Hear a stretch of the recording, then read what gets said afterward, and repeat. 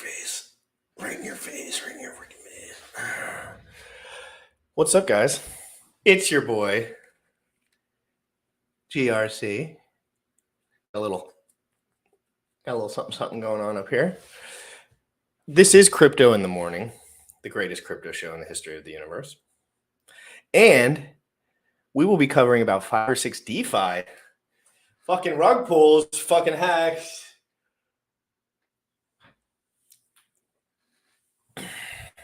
We're going to be covering all sorts of hacks, all sorts of rug pulls, a lot of ads being turned into, I don't know. On FTX, they said there was an ad on the homepage that potentially got hacked into, and you would just get liquidated if you clicked on it.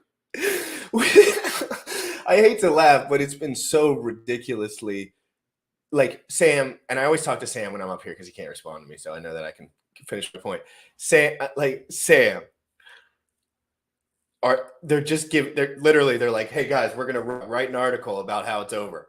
Like literally everyone's just like, oh guys, we're fucked anyway. Just write an article real quick, spin something up, and you will all buy it. You'll all buy it because it's an article on the internet. It's like we have to get past this point where you're reading things and thinking for some reason that it's true. It's not true. Everything Do Kwon writes is false. He lies about everything because he's financially incentivized to, and if he doesn't, the people that he works for will be very upset. So understand that. And when I say works for, I mean, even if you don't work for nobody, you work for somebody. You know what I mean? If you're rich enough, so you got to play within the rules, guys. This is going to be an absolutely fantastic morning. Sam's in the background. We have special guest RG3 coming after 30 minutes or so. Me and Sam are going to chop up for a bit. Sam wants to know, is this even possible? Is crypto even possible if it's not pegged to the dollar? Is it? Sam, is it? Nobody knows. Are stablecoins necessary? Is decentralization even real, Sam? Because pretty much no. Everyone can say whatever they want about decentralization, but at some point there was a dude at a desk who wrote some shit and then minted himself like 1 billion free coins. So that doesn't sound decentralized to me, does it, Sam? No, it does not. So why don't we use logic and reason when we're working through these things rather than being a stupid, non-thinker? Because at the end of the day, the only thing that's going to take me to the next level is the truth. And the only thing that's going to take this show to the next level is me trying to be as honest as possible. So we're going to try to be very thorough as we move through some of these things for the people that are here, for the people that are new. Guys, if you know me and you do not like me, F you. But if you're in here and you want to support me and you think, man, this dude has a lot of potential, he's going to be helping me with crypto every single morning for the near future, maybe I should retweet this, like this, subscribe to this. That would be really awesome. I would really appreciate that. That's pretty much all I want at this point. It's just like, I like subs, I like comments, and I like likes, and that's all free. So if you guys don't do it, I'll see you at PulseCon. All right, let's play that video, guys. Biceps! Are you there, Bullish? Watch, he's not there. Watch in the private chat. He said, be right back. I guarantee it. Let me. Young folks, you dripping on them motherfucker. Rich at heart. Rich at heart. Bought my hex from the fucking start. Point one every day we mark. Bought my hex from the fucking start. Sacrificing all this bread like I'm rich at heart. Got paid on big payday and I had a hit restart. Now I'm checking on my pulse just to check my heart. Bought my hex from the fucking start. Sacrificing all this bread like I'm rich at heart. Got paid on big payday and I had a hit restart. Now I'm checking on my pulse just to check my heart. Checking my MetaMask moving. Look at the hex, he is mooning. Looking at wives they be choosing. Peter is why they be losing. Pull chains out and get me a check. He's gas up and it got me a mess. Remember the times he died collect. Hex I been eating, I'm dying in the best. Getting this back like a year ago. Getting this post, I ain't letting go. Swerving the ring like a Lambo. Getting this back like a year ago. Getting this post, I ain't letting go. Swerving the ring like a Lambo. Bought my hex from the fucking start. Sacrificing all this bread like I'm Richard Hart. Got paid on big payday and I had a hairy start. Now I'm checking on my pulse just to check my heart. Buy my hex from the fucking start. Sacrificing all this bread like I'm Richard Hart. Got paid on big payday and I had a hairy start. Now I'm checking on my pulse just to check my heart. Richard Hart. Richard Hart. Richard Hart. Richard Hart.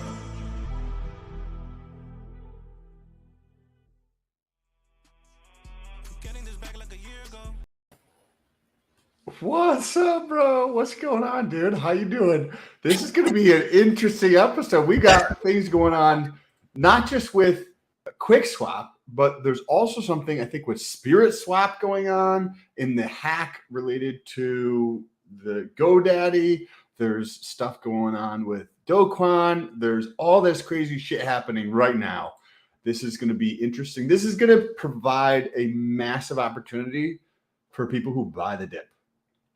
And this is going to be a tremendous opportunity for people who go in, see the devastation, and realize that there's gold out there. You just have to go find that gold and buy it at a discount. So this is going to be a super interesting episode. Hope everybody is doing well. Let's say hi to the comments here. I'm doing amazing. I actually just did a video on a stable coin that is going to be coming over. So if you guys want to check that out when it comes out. But let's say hi to the chat real quick. What's up, GRC? It's a great day, Tracy. I'm doing well. Thanks, Sam. I'm doing awesome. I'm just going to call this Elon's Hex something. Sam, I swallowed my shit. Give me a second. Will you give me a second? Yes, sir. Go ahead. Yeah, take your time. Finish your shit. Hex Boy, what's good? The beach with my sister. Whoops. My sister and my nephew was awesome. He got some shark jaws. He definitely liked it. Siren was good. Rush Kino. It's right by I'm like 10 minutes from the beach. So I like to go to the beach often. We have Dixon Piper. Good morning. Good morning. I hope everybody is doing amazing on this Saturday. It's crazy shit is happening right now. Crazy shit is happening. All of this is taking place like right before Pulse Chain is launching. We have DeFi kind of collapsing, so to speak. We have a lot of stuff going on. This morning, Ethereum was less than $2,000. Less than $2,000 for an Ethereum. When was the last time that happened? This is some crazy times. I'm super curious to see how this is going to play out. Stefan, serious question. Do you guys ever worry about whole portfolio being in hex? Yes, I do. But I don't know what GRC has to say. But I mean, like, there we go. So think about there's benefits to that, but there's also the potential downside of it. If you're what you want, right? It depends. Do you have IRL investments? That also matters. So like, depending on your economic state on feet, it's going to be 100% proportional to that answer. So it's impossible to answer. But like, if you have 100 investments on feet and you're all in hex on crypto, like that's amazing. you're crushing. But if you have nothing on feet in only hex, I would say maybe you want to spread it out a little more. Maybe a house and some other crypto. That would be my personal. Just it varies. Why, Sam? Why tangent buy Bitcoin? Because he already has 3 supercars in Perth. You know what I mean? He wants his shit to be secure. That's it. Okay. So people aren't 100%. People aren't 100% with hex yet. We are maybe, but I wouldn't want someone to be 100% on hex that didn't know about hex. Correct. Because you have to understand it. So you have two sides here. You have like the legacy side, which says that diversification is the thing that you should do. You should take your portfolio and you should split it up into a bunch of different investments. So you know what that does? It helps out Wall Street, right? Because then you don't know what the fuck's going on in your portfolio and they make the money. On the other hand, look at people who are very successful investors, right? What do people who are very successful investors do? They go all in on one thing. Right? You get Warren Buffett. He's all in on his company, right? And what his investments are, he's not selling any of that shit. And at certain points, it made up gigantic portions of his portfolio. So Bezos, right? His entire net worth, virtually all 99.9% of it was in Amazon. Elon Musk, Bill Gates, right? All these people. Yeah, but that's not fair. That's not fair. those aren't fair comparisons because their economic mass on the 1% is so large. But it's just because they held it for a long time. Oh, exactly. Yes, you're right. No, 100%. I didn't know that was your point, but yeah, no, I totally agree with that. 100%. So you could diversify or go back. I'm going to ask you a question. Let's just drop whatever we're talking about. Let's get right into the meat and potatoes. Okay. Yes, sir. Let's go. Is there any such thing as decentralized cryptocurrency? Depends. Let's come up with There we a definition. go. There we go. There's the question. Let's start from the beginning. What is your definition of decentralized? No middleman. But then, and where do you draw that line? Because we're going to be decentralized to the point. How about not no middleman, no counterparty risk? That spectrum can keep expanding, right? Because look at the hack that happened. So there's a tweet, how tight can you get it? How tight? How tight can you get it? Well, like look at the domains are getting hacked now. So is it really decentralized? If everything else is decentralized, and then that's the choke point. So you just tell me about decentralized. What about it? How does a domain get hacked if there's more than one front end? Because there's many front ends for hacks. Well, so whatever front end is probably going to be the most used. So having something but if we knew one thing was wrong, and at least in hacks, you'd get a tweet from Richard in about 6 minutes, 3 minutes. Worst case scenario, that's at least.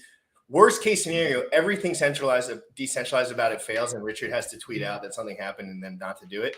And it probably takes 3 minutes.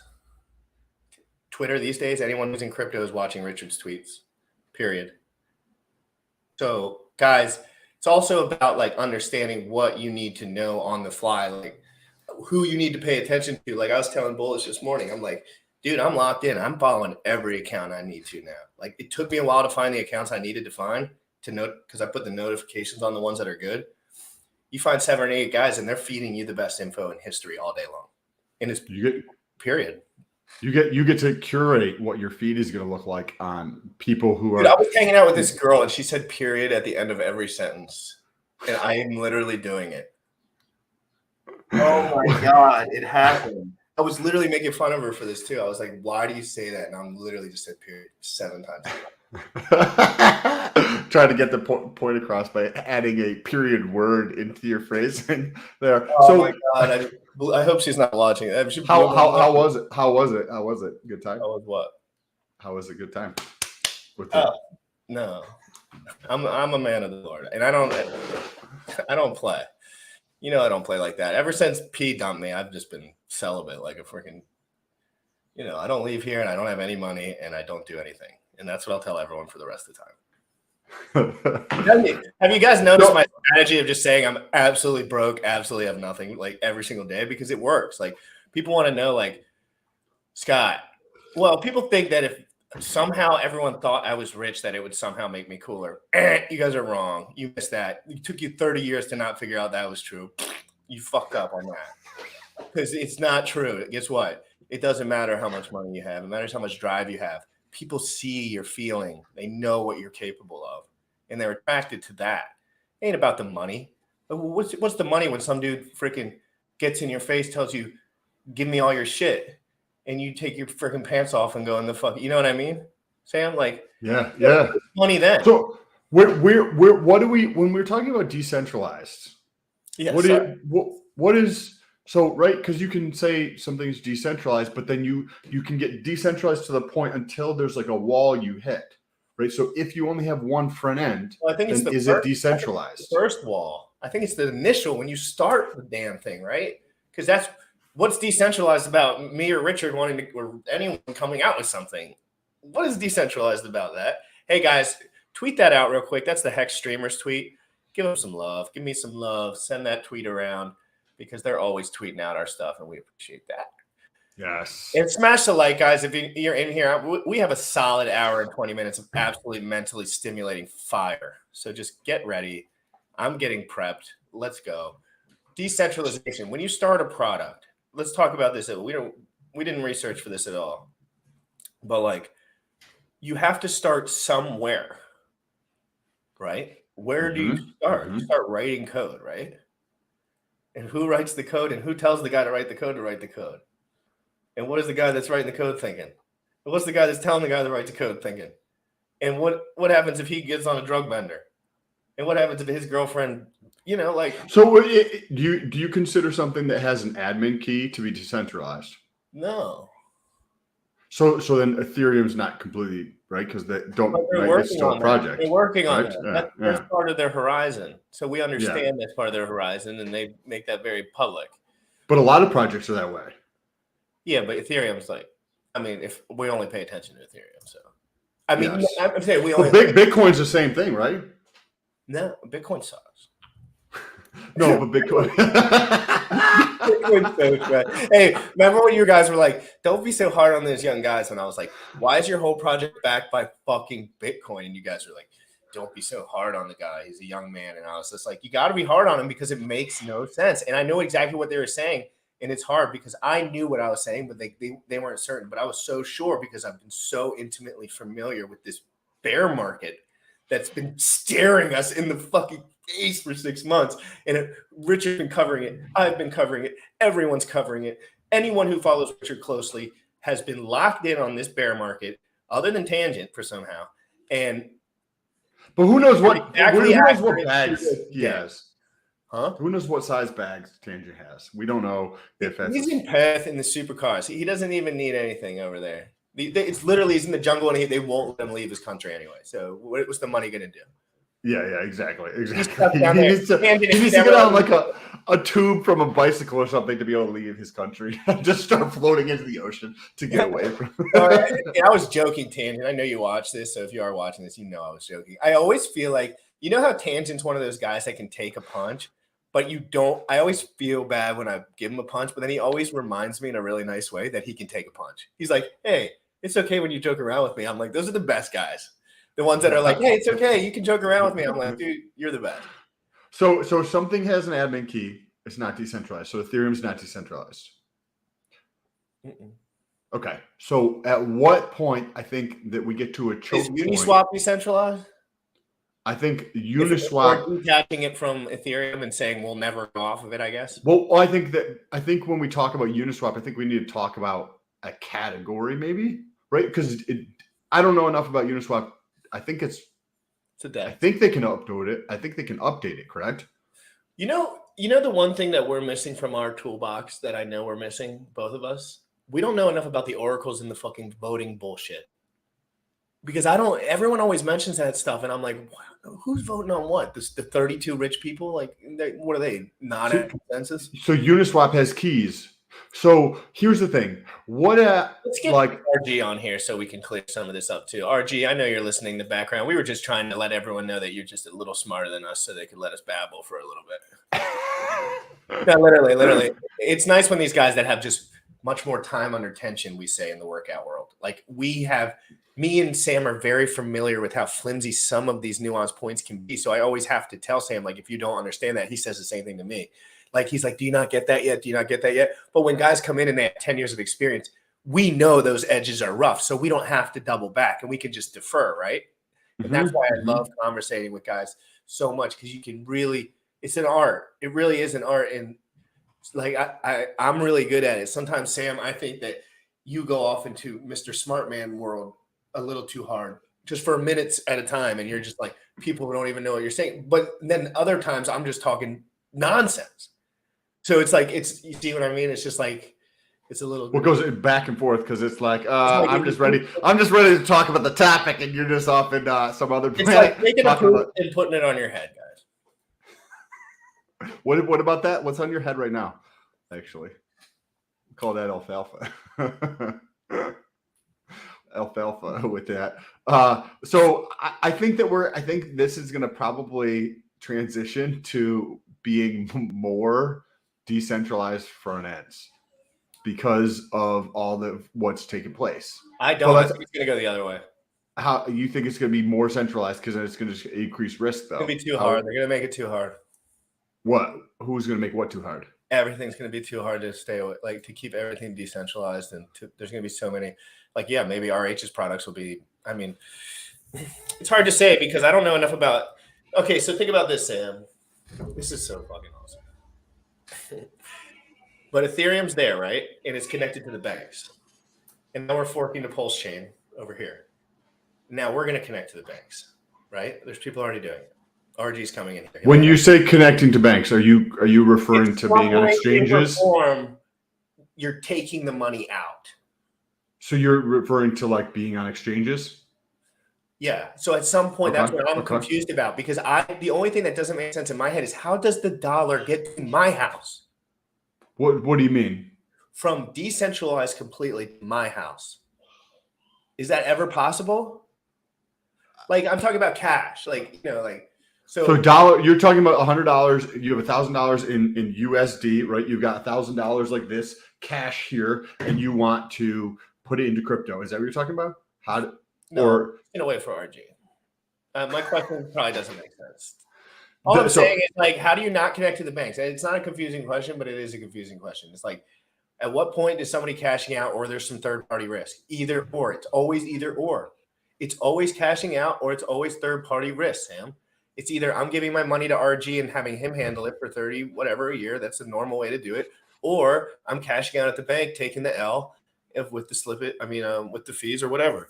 And I'm going home with it. And someone's going to know about your shit. Unless what I could do is have a bank at my house somehow, take all my money out and have enough money still in crypto to transact with everyone. Is that complete?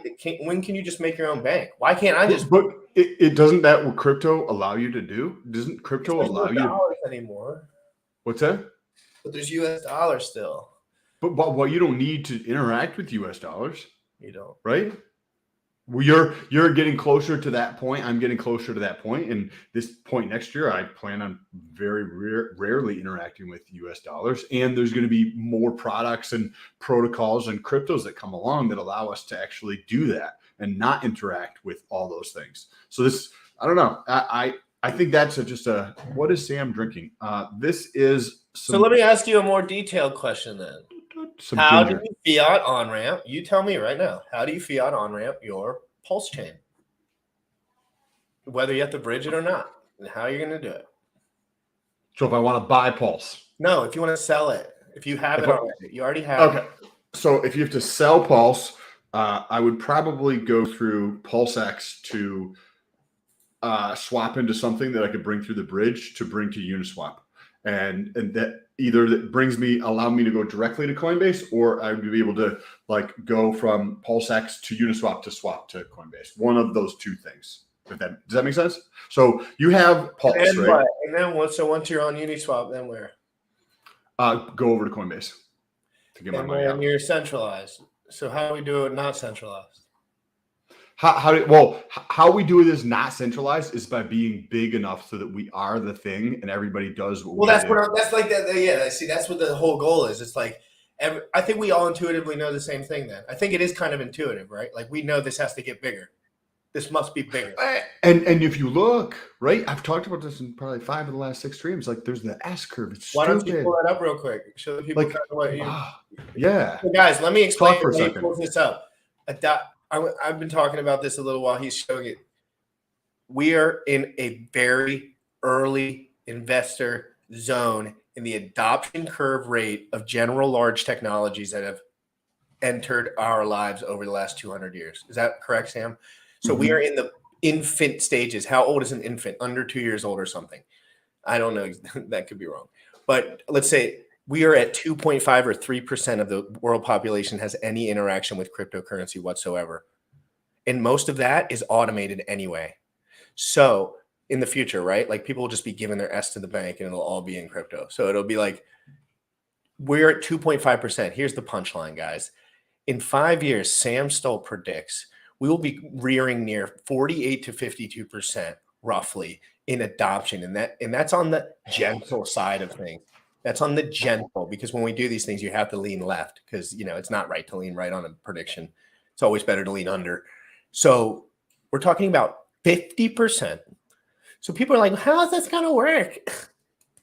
People don't understand what is taking place right now. People are talking and talking and talking, and it's going, it's rippling, it's happening. Right. Let me pull up to give a little bit of context here before we have RJ coming on. Or do you want to talk? Let's get RJ's opinion actually of what we're going to talk about.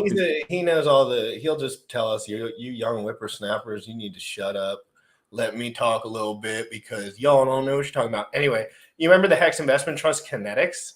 Yes. These are their best bros. Well, and I know they're business partners. I don't know exactly directly their connection, but they both do the Hex Investment.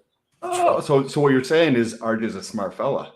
No. He's savvy with his mouth, dumb as a rock, but he's a talker. You know what I mean? Well, let's like bring him on. He's like Jim. He knows how to get around. let's bring him on. I'll bring him up. Hold on, don't bring him up yet. Don't bring him up yet because I don't see his camera. Just give him a minute. Let's sure he's setting up. So we're talking about that S curve, Sam. Yes, I got it. I've got it all pulled up here, so that I can actually show you guys what it actually looks like, because you kind of have to take a look at multiple pieces to put things together. Pull the damn thing up. When you look at adoption curves, every single technology has followed an adoption curve.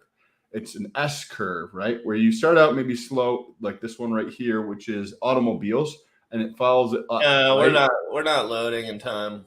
It's not loading. So. You can't see this? No, I can see it. It's loading. It could be my end, but I don't see it underneath either. Bullish, are you there? Fuck me. It could be my end. Hold on. One second. I think it's what's up? What do you need? Can you see this? Yes. I think it's on your end. I'm going to back out real quick, all right? Invite RG3 up. I'm going to back out. My shit's lagging. Cool. Where are they?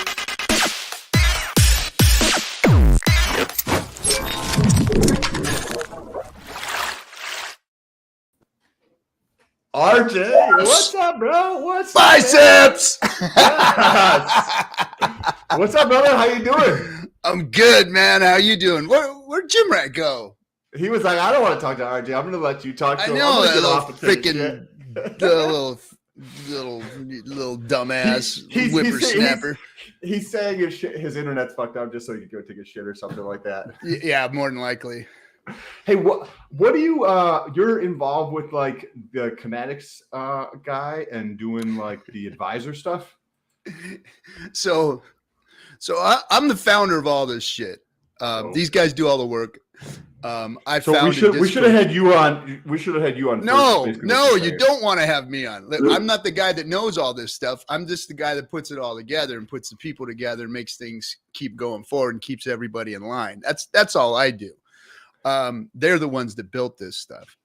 But what we knew, and my conversations in the beginning with my business partner, with my good friend, with my freaking crypto confidant, Kinetics, who is brilliant.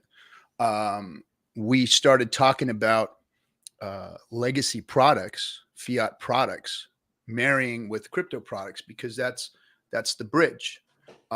It's always been the bridge. Unfortunately, all of the other cryptos have failed to provide something that can create that bridge. And then this whole decentralization narrative and this whole blow up the freaking world and this whole blow up the financial system is not getting us anywhere, because that's not what's going to happen. See, crypto is this little insignificant little piece of the puzzle in the world when it comes to a volume. There's trillions of dollars out there that have absolutely no give a shit about crypto. This little thing can go away so damn fast. There's one or two human beings that can destroy this whole thing if they wanted to, but they just don't understand it and they don't know how to. It's really insignificant. A very small portion of the world is in crypto. A lot of the world has now heard of crypto. They just don't know what it is. They're afraid of it. And the real money is just kind of playing around with it a little bit. So it's like in the world, it's really the mouse and the lion. You know, the lion is just playing around with it. And eventually, if crypto matures, grows, develops, and becomes part of the system, then it can be adopted. And then we'll see that mass expansion that we're all hoping and praying for. But this whole narrative about anarchy and blow up the world financial systems and destroy the banks and all that kind of crap, it isn't going to happen. You know, can I get your opinion on some stuff? So yeah. My background is in finance. Uh-huh. And there you go.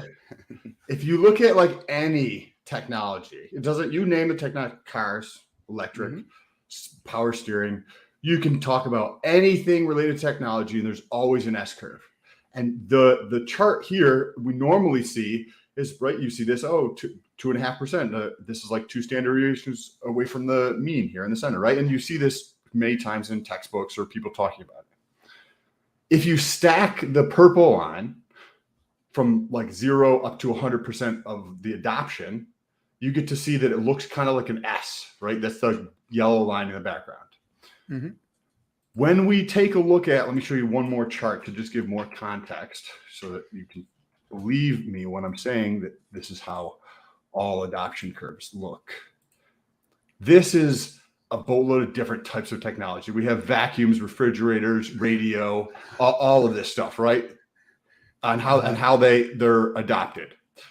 Well, if you look at crypto.com and I think this other research company, they both estimate a similar number of users who own crypto globally. So this is triple.io, right? So there is the current cryptocurrency across the world. They estimate about 4% of the world population owns crypto, 300 million users. There you go. About 3 to 4%. That's what I thought. So when we look at that first chart I looked at, how we go like this, right? The where it's the early adopters, and that was 2.5%. Now, what happens right after 2.5%? We hit this giant increase in adoption. Mm-hmm. Like this thing is already in the works of like, this is what I've been in crypto for 60 days, but I see this because I'm literally watching it play out with EVs and smart cars and that kind of thing with Tesla. So I see this happening, and I'm not seeing a lot of other people who are talking about this. And I'd be curious to hear your thoughts on this, because if you even just slow down the growth rate of new people into crypto to substantially less than what it has been historically, if you look at the last couple of years, we had over 1 billion users relatively quickly, and then that's 1/8 of the world population. And then by like my estimates are 2026, 2027, we're going to be at 50% of the world population owning crypto. And it's probably, if you've been in crypto for a couple of years, I would bet there's probably been a lot of people who've been saying these types of things, but not necessarily backing it up by the data and looking at adoption curves and that kind of thing. So I'm curious to hear what your thoughts are on that. So I'm with my son here, Jim Rat Crypto. He doesn't know, but I'm really his dad. Yeah, biceps, baby. RG, hey, for real, Sam, you might not know this because you're kind of new to the Hex community. RG's made a crazy body transformation. Yeah, dude, I'm getting ready. Ryan's texting me right now. Every day I have my accountability buddy. He's watching my diet, and then I have a trainer that we work in conjunction with each other, getting this thing dialed in. But I'm getting ready to go on my next weight loss phase. So I lost 30 pounds, and then so 30 pounds down. I'm in the 190, 189, 190. I'm getting ready to drop into the 170s, and then try and level off in the next few months here, and freaking abs by 55, baby. That's my goal. Abs by 55. We love those long shot goals, right? Not long shot, but like real goals. Like I have goals that are huge. And it's the right goal to have, right? I'm going to show them, man. I'm going to show them. I'm going to show them. There's only a cup, and it's true. It's possible, but you have to have that exact mindset. There's no other mindset. Oh, it's going to happen. It's going to happen. I'm going to come on your show. Just like Sam knows he will be rock solid ripped until the day his body shuts off. And it's true. I know it for certain. If I had to guess, if I had to put all of my money on something, I would say he won't stop because he can't.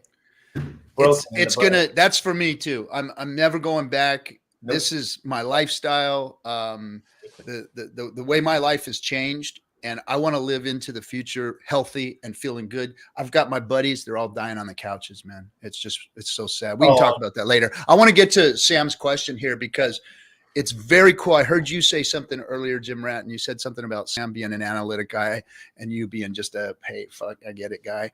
And this is what really matters. Sam, you're 100% correct. And I don't know what the fuck those charts mean. I see them and my eyes go cross, but I know that there is nothing new under the sun. And I know that cycles come and cycles go. And I know, like you just said, and I've been saying it from the beginning of my shows, technology advances, technology adopts. The S curve you're seeing is just my saying. There's nothing new under the sun. This is how things go. This is how it always goes. And that's what we're seeing right now I've been in crypto before Bitcoin. And people go, what do you mean you were in crypto before Bitcoin? Well, I owned a gaming company, some of you idiots, where people were trying to sell me in-game cryptocurrencies when it first came out. That's what happened first. Like that for a second, like what the heck were you doing? That sounds lit. Well, I had a gaming platform that supported a game called Counter-Strike way back in the day. And it failed miserably, but I was trying to bring the first social media gaming platform. That was an opportunity back then with that Counter-Strike in that. Yeah, but it was at the end of the .com boom and everything crashed and our software ended up on a shelf. So until you came to the other side of that bear market like that. That was probably a long winter, that one. But you know what? But here's the thing, and this is where my age speaks to a lot of you, is that, you know, at the time my life was devastated, man. I put all my money, all my time, all my effort into that business and it failed miserably. But because I was in the IIRC chat rooms and I was getting shilled cryptocurrencies by guys like Brock Pierce and all that kind of stuff, and I saw Bitcoin come out and whatever, that's that PayPal freaking bullshit, whatever, and blew it off. But because of that, I was exposed back in 2009, 2008. And when Bitcoin came out, and then finally somebody in like 2014 said, hey, yeah, send me some Bitcoin. And I'm like, you mean send you Bitcoin? With that PayPal crap? Yeah. So I sent him some because it was another software deal. And this guy wanted some of this Bitcoin. So I bought a bunch, sent it to him. And I had like $30 and change in there left over of Bitcoin. And then somebody asked me in 2015 to send him some Bitcoin. I'm like, geez, okay, I got that wallet thing in there somewhere, that Coinbase crap. And I pulled it up. There was like $800 in there. And that was like, oh, bing, what's going on here? You know, and that's when I started my cryptocurrency journey for real, was like, oh shit. And I crawled down in the rabbit hole. But I realized that there was a cycle and there was something happening here. And then as I started to unpeel the onion of what cryptocurrencies really were, I said, oh, this is going to have real world adoption. This technology could, if done properly, change the world, you know, and I want to be involved in that because that's something. So my past failure took me into current success. You know, I always call it failing forward. You fail, but boom, you learn something. You scraped your knee, you got a scar, and now just like building muscle, you know, you go in the gym, you rip that thing apart, and it rebuilds and it gets bigger and stronger. And that's what this is all about, you know. And the same with adoption, the same with this S curve you're talking about. All these things, they just take time, they take failure, they take advancement. Yep. And here we are today. You know, we saw Bitcoin, we saw Ethereum, both proof concepts, but fail. Bitcoin failed. Sorry. I know all of you, guys like on Bitcoin. That for me and Sam from the perspective of like, when you say failed, you've got a lot more context. From my point of view, you mean it doesn't do what the white paper suggests. It doesn't do what crypto should be doing. It proved a concept that we can make a transaction outside of the banking system, peer-to-peer on the internet securely. That's all it did. It proved that you could send and receive some shit that we can call value. And it did it bad. It was built on bad code. It's had bugs. It's had inflation bugs. And nobody wants to build on it because it's garbage. That's really what's going on. The devs don't want to touch it. They're done with it. There's more transactions being done with wrapped Bitcoin than there are on Lightning Network. So let's move to the next crypto, Ethereum. Ethereum proved that, hey, instead of that shitty code, let's make a new code called Solidity, and we'll packetize everything, make it real easy for people to understand and use so they can't screw their shit up like Bitcoin's all screwed up, that code. Let's make a good code. Well, they did that, and it did phenomenal. It's been building cryptos for years now, and everything's been working fine. But they screwed up.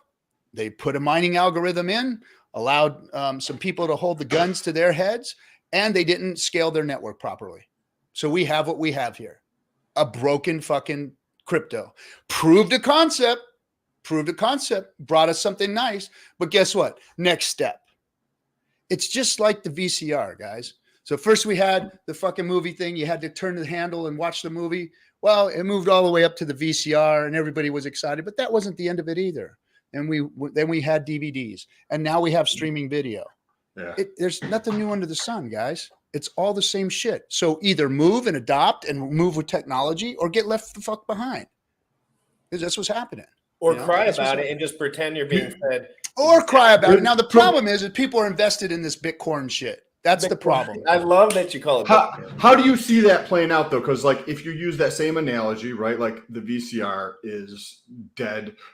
For metaphor, like nobody uses VCR. There's a tiny like group of people who still use it, but it's like nothing. So do you see that kind of? You've got a lot more experience in life, right? And these things happening. Do you see that same type of thing happening with Bitcoin and Ethereum as we progress? Maybe not. It's not in that immediate frontier, as in 24 months or 60 months, but in the future as we get real DeFi. Is it any more stapled in because it's not an actual tangible thing? This is what I'm asking. Like, same question. No, we don't need things to be tangible. That's been proven. I mean, look what happened to Blockbuster videos. It was days, and that shit was like old hat. Days, and it was gone. But Blockbuster was like, that was Friday freaking nights, man. Like, I had dates at Blockbuster. Like, let's go to eat. Then we hang out at Blockbuster, walk around. Netflix and chill. It was Netflix and chill. Well, now it's Netflix and chill. But back then, you took your girl and you guys went through Blockbuster and you guys picked out a video and you took the damn thing home, and they usually didn't have the one you wanted because that one was the popular one. So you had to watch some other bullshit, right? So, that was life back then. And that was like in an instant, Redbox and Netflix and all that changed it. Like, in an instant. That's how fast technology moves. Now, back to the Bitcoin question. There's something different going on here. There's a dynamic because this technology has to do with money.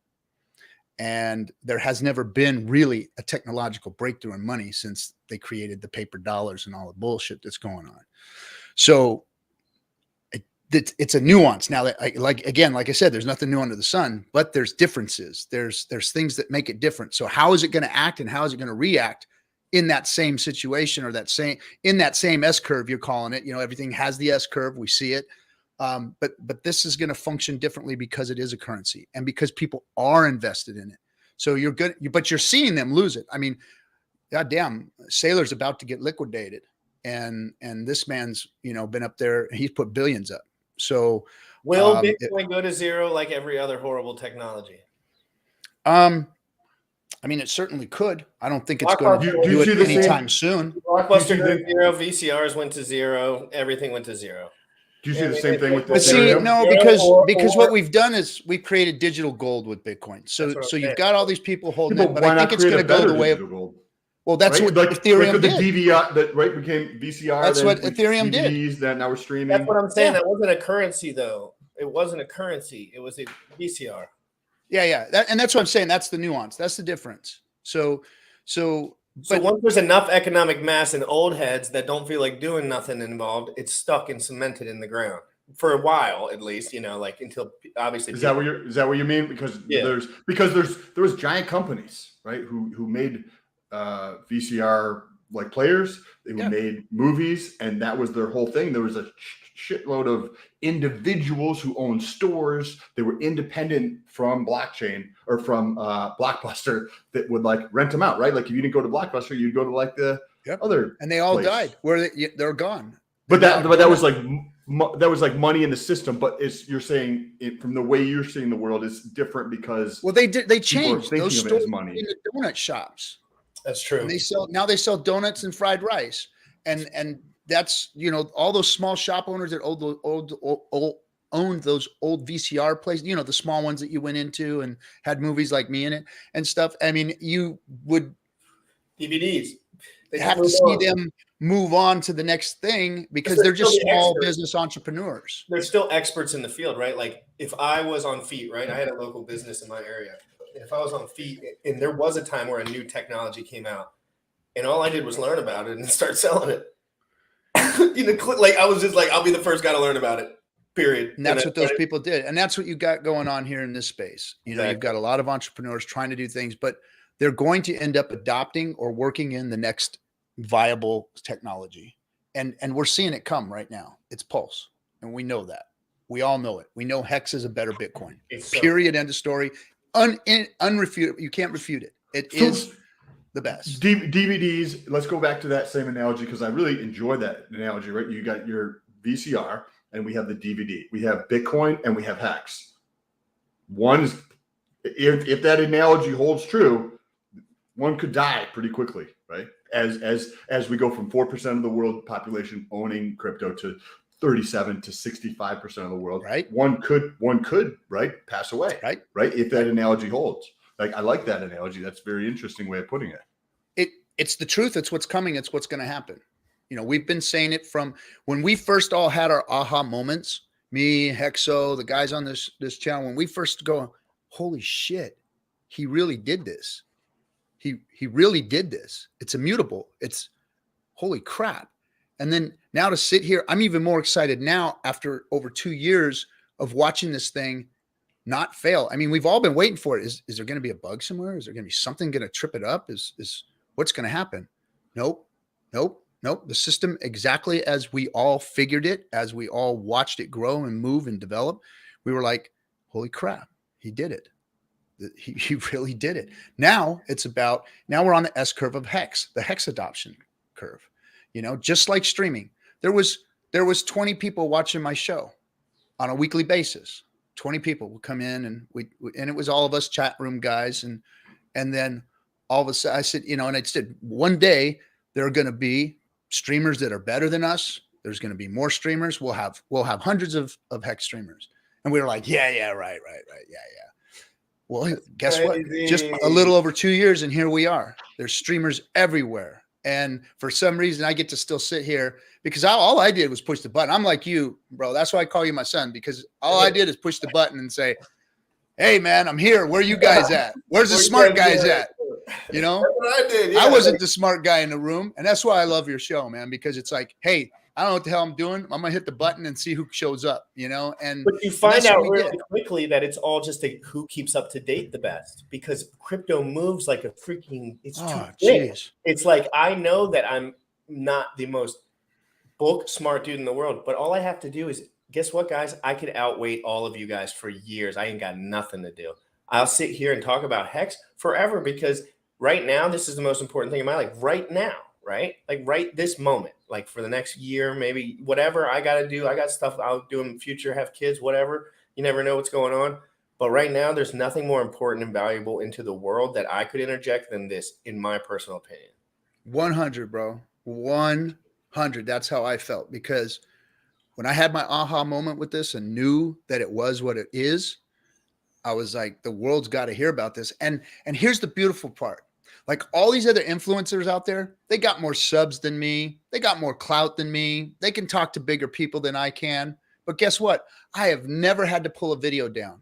I have never had to been told that I was wrong, that I hurt anybody, that I wrecked anybody, that I did anything wrong whatsoever. Not one of my streams. They're all up there. Go watch them. The one of me taking a piss in the bathroom that you could hear and all that. I left all that stuff up there for everybody to understand where we came from, to see our history, and to see that we are not afraid and we don't have to. Why? Because even the dumbest of us could get up here and have Hex behind us and look like superstars. That's it. All I had to do was stand behind Hex. That's it. Hex is just leading the way. It's never going to fail me. So guess what? I can say what I want and I'm always going to be right. When you're talking, RJ, it gives me like a resemblance of what happened with Tesla. So I've been following Tesla for 10 plus years. I just stopped following them. And back in 2009 or 10, to gather any information, there's nobody talking. There wasn't blogs or weird sites I could go to gather information, right? The only thing I could go to is the company website and see if they were publishing anything. And then maybe there would be like one person that would talk about something in a chat or a forum somewhere that you could interact with.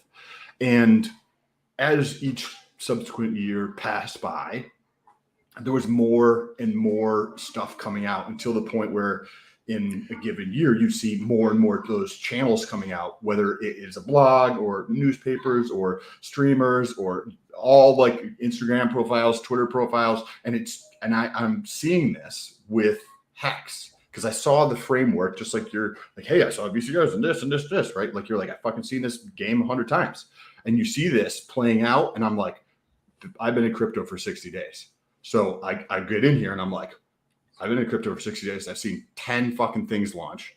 I've seen 12 new YouTube channels launch.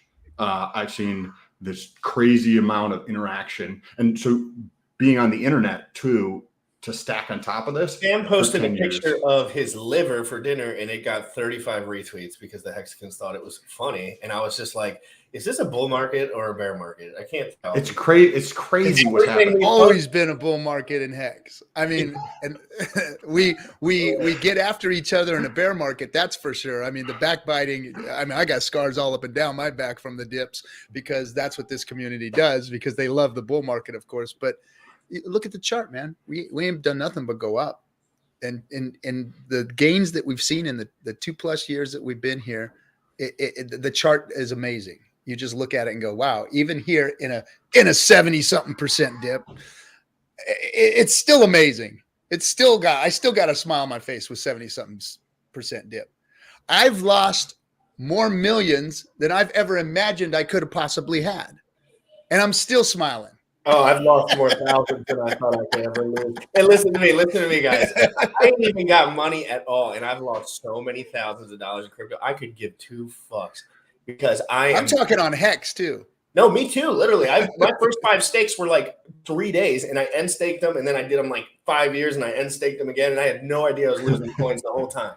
Like I had no fucking clue. And then I told everyone, and they were just like, there's no way you're this stupid. And I'm like, hi, my name's Jim Rat. I'm this stupid. Like, can somebody help me? And then everyone helped me. Like, just the kind of everyone. Well, I think like once I staked my stuff 555 for the first time and I figured it out, I was kind of like, okay, I don't have a lot of money here, so I'm going to do it long, the whole deal. I went on Twitter, I made an account, and I was like, I just staked my Hex 555 for the first time. That's all I wrote, I think. And it got like 100 retweets. And I was like, what in the F is going on? I remember when you did that. I remember like because I was listening to Dollar Cost and Wave 3 and Motley. Like I was getting little flashes on the internet. The algorithm was sending me some Hex people. I was in some paid groups. But then once I found Richard Hart's channel and I started digging into that, it was just like he cut right through the bullshit. I hang out with those type of guys. They don't play around, and their egos are more important to them than anything. So they would be devastated if anything happened to their product. I hang out with guys like that. Their image is everything. And that's a good thing sometimes, because when somebody puts their face out there like me and RG have, we're just saying, hey, we're giving you the opportunity to put our face out there if we say something stupid. But I promise you, I'm going to do my best to do this for me. Like, this is for me, right? And for everyone. But like, this is my journey, not anyone else's. And I'm just trying to be valuable I can. For me, you're just documenting it, man. Yeah, it's just documenting your journey.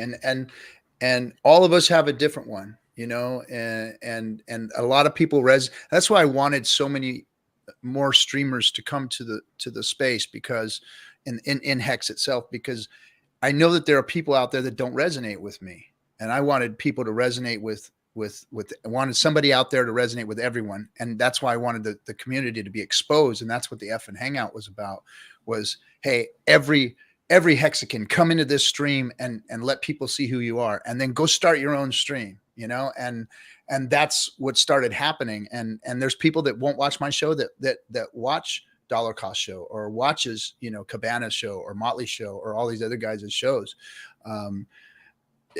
That's what was necessary. And so we have to keep bringing personalities to the front, like you. I was so attracted to your show, man, because you were just raw and real, and like, I don't know what the fuck I'm doing. And I'm like, yeah, man, that's how I felt in the beginning, man. It took me back. People are just so afraid to be like honest to everyone. Everyone's so that's it, bro.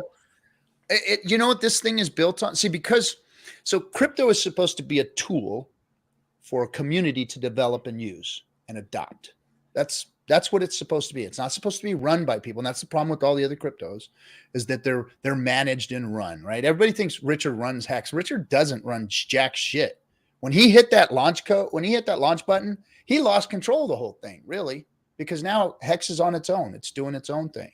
Now there's arguments about the OA, but we know what that means. Those of us who understand what that is, we know what it means. And it just means total freaking annihilation of everything else out there is what the OA means. And even though everybody's footed it and said, oh, no, Richard's got control of this whole thing. No.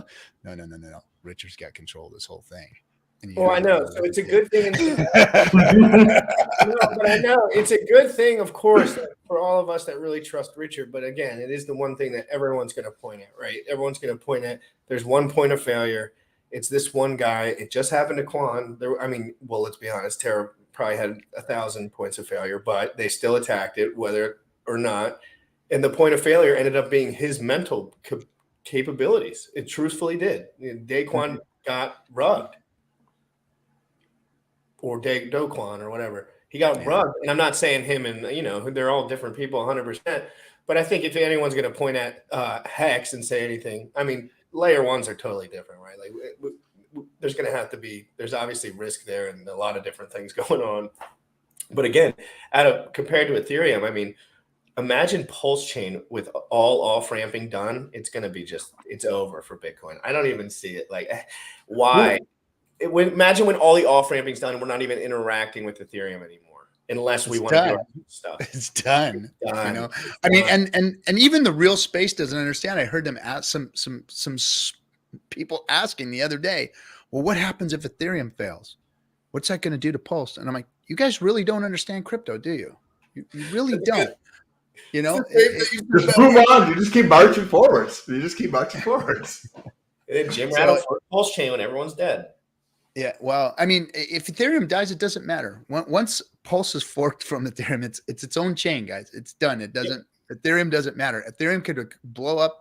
Vitalik can pull the plug on it. Whatever. It doesn't matter. Pulse Chain is its props to Vitalik for all the code. Thank you for the code, bro. You're the guy.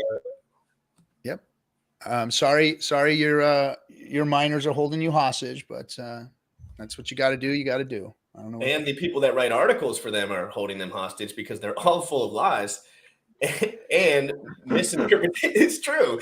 They tell you how long have we been talking about EIP? They used that EIP update to say this shit was going to the moon. Anyone with a brain was like, "What are you talking about? It's like, what are you gonna do? What's it gonna do? Change anything?" Everyone's like, "The burn rate is so severe now. It's going to the moon, directly to the moon." And anyone who looked at it was just like, and then now they're, ETH 2.0. I've been hearing about ETH 2.0 since the day that I found crypto. The first day, I'm sure I heard about ETH 2.0. Literally. Anytime ETH was out, ETH 2.0, staking. Once they found out staking was the jaunt, but nothing. No even news. They just they've been talking about it for years. 6 years they stay now. They're still not there. Is that do you think there's gonna be another delay in the fall? Yeah. No, they're gonna have to fork it like every other thing does. And guess who did it first? I think Vitalik's gonna fork Pulse Chain. That'd be funny. What if they just keep doubling down? This is forever. I think Vitalik will probably fork Pulse Chain. If I can go from Pulse to Fiat and smoothly, oh my god. Well, you directly, you mean, or you without that cumbersome process of switching? Well, it'd be nice if I could pay for my ribeyes with Pulse Chain too. If I could just stay away from the bank. I just hate the banks, dude. I just hate all of it. Those things are coming. The verticals are being built. That's what Kinetics and I and the team, with Wells and Hexo and the rest of the team there. A lot of people behind the scenes, dev team doing the work. We want to make a crypto fiat vertical, that true bridge, because once Pulse Chain launches and we have Pulse X, we have that true decentralized code. You guys were talking about what's decentralized and what's not. Decentralized code, which is what's important, not decentralized ownership of companies, businesses, and whatnot, because those companies that are centralized ownership tend to work better. The good ones tend to work better. Of course, the bad ones we see, like what we just saw, rug pull and wreck their people that are involved. Good ones continue on and grow and develop and bring innovation to the world. So centralized ownership and leadership is okay. It's the centralized code that's important. Do you think on that front? of decentralized land, right? The ownership piece aside, we say this morning, like QuickSwap and I think SpiritSwap, both of their domains were hacked through GoDaddy, right? Because then that's another point where people are just going to spread out further and further until there's a way to attack the system, whatever that might be, whether it's through the domain or then it's going to be through hosting or whatever the cases are just going further and further down the line as a way to attack that. So when you think about having something decentralized, do you see something like that playing out more and more, or something where you have multiple front ends so that you can kind of get around that? Well, decentralization is a tool. For instance, let's look at a DAO. Let's look at a decentralized autonomous organization. So we have companies now that have infrastructure that creates that right now, but there are human beings and hands involved in that. But a DAO takes those things that can be mechanized, that can be turned into code, and puts those important things immutable, turns those things immutable. And that's what we've got to see this as.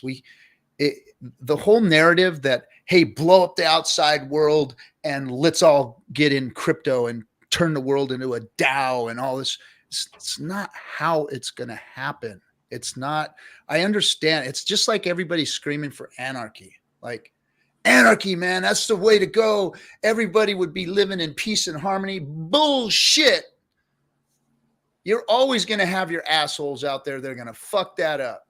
So all the people that go and want to kumbaya, they end up getting mowed down by machine guns by the guys that say, no, I'm taking this shit over because it's anarchy. So you have to take the best and the most fucked up of what we got today and take the best of what we're learning in the technology and put them to use and make the world better, not try and turn your back. The one thing about, so the younger generations today, I'm real impressed and real proud of them because they do have vision. They do want to change the world and they're making new technologies and they've got a different narrative than the generations that I've come from. So I want to be immersed in it because I like what I'm seeing, but there's one thing that's missing, and that's wisdom to understand that the things that are in place don't necessarily need to be blown up. They just need to be fixed. Go and fix them. There's some good ideas in there, just like in America. You know, I was a Marine. I stood on the line for the country. I did all that good stuff, and I see good in it, and I know that there's good in it still. And yeah, there may be problems, big problems that need to be solved, you know, politically, whatever, socially. But you got to go fix those things. You're not going to blow it up. You're not going to arm up, protect your home against the Marines if they're coming into your town. It's just not going to happen. So forget this narrative of the revolution and make it a mental revolution and go out there and change the world and fix things and bring these new technologies to fruition and marry them with the products that are working. Now, the banking system is bad because of what they've done and how they've screwed our money up, and they've gotten in cahoots with people within the government, and the government isn't even our government anymore. It's moneyed interest and the lobbying powers that are out there, blah, blah, blah, blah, blah, blah. There's this whole big rabbit hole of all that stuff that's going on. And when it comes down to is those few bad eggs that took something good and fucked it up for everybody else and made it good for themselves. So how do we fix that? Well, we got to go in and find out what their weaknesses are or what they're doing to fight us. So it's the lobby groups. So I'm flying to DC next month and I'm going to sit down in lobby rooms. I'm going to the lobby shops. I'm sitting down with lobbyists. I'm sitting down with PACs, with people that are trying to create crypto legislation. That's the things that we need to do. I need the smartest, the brightest, and the most powerful, like-minded people in crypto to come and join me and to come out there and try and change things. I need young, bright people to come out and start doing this because we have to come together and get this shit done. If we don't, they're gonna legislate us out of existence. It scared me the last time I saw the legislation that went into the omnibus bill about crypto, because it was all against DeFi. It had nothing to do with being pro crypto. The rules that were being put into this last omnibus bill, which didn't pass, of course, were set up against DeFi. So what did that tell me? Who did that? That was the exchanges That was the coin ranking sites. They're the ones that are going after DeFi because they know that they lose if DeFi takes over. If these decentralized exchanges take over, they're a thing of the past. They already are a thing of the past. They're just holding on to power right now.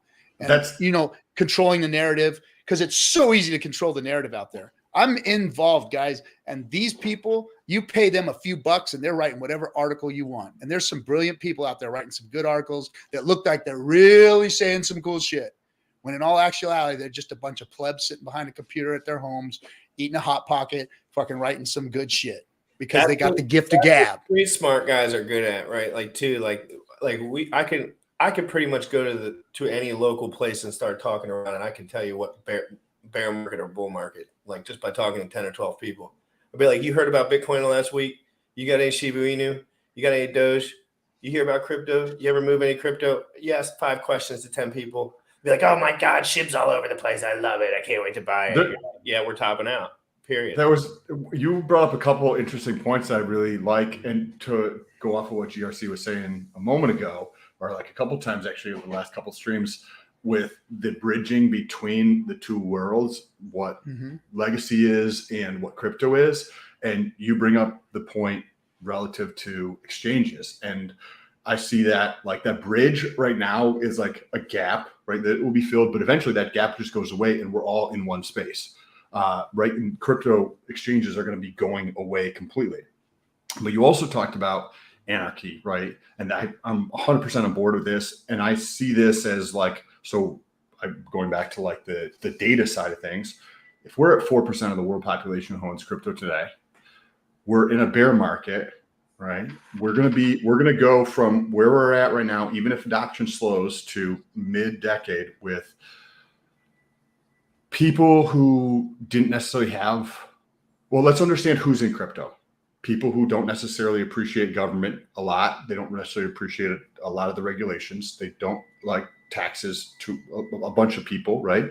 And these characteristics are people that are attracted to crypto in general. Like obviously everybody's got their own effing reasons, right? But in general, people don't like regulations, they don't like taxes, and they don't like government to some degree, whether it's your other extreme or not. And what plays out as we go from 4% of the world population to 26 to 63 to 100% of people in crypto is that, and this is going to happen way before then, when we get to 12%, it's going to be taking place. We're going to have these people who don't really like these 3 things, who have boatloads of money, who are going to do exactly what RJ is talking about.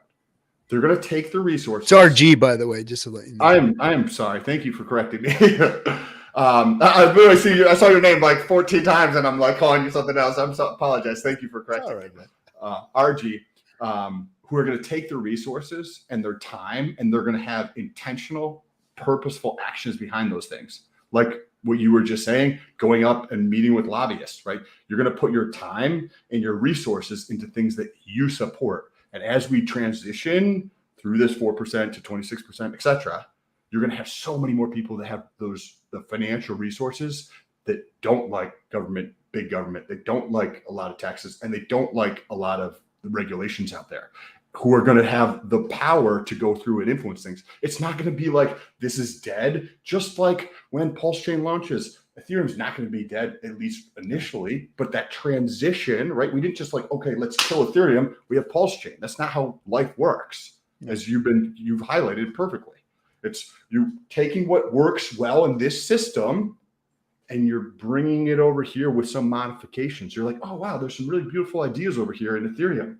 These other things work really well. Some things here, I don't really like those ideas. Let's bring that over here and call this Pulse Chain, and let's make it faster and let's make it cheaper, right? And have these other incentives in place, right? And that's what we're doing. It's not like this is a good idea in some ways, right? We're just making it better. And that's what you were just talking about with whether it's politics or government or money.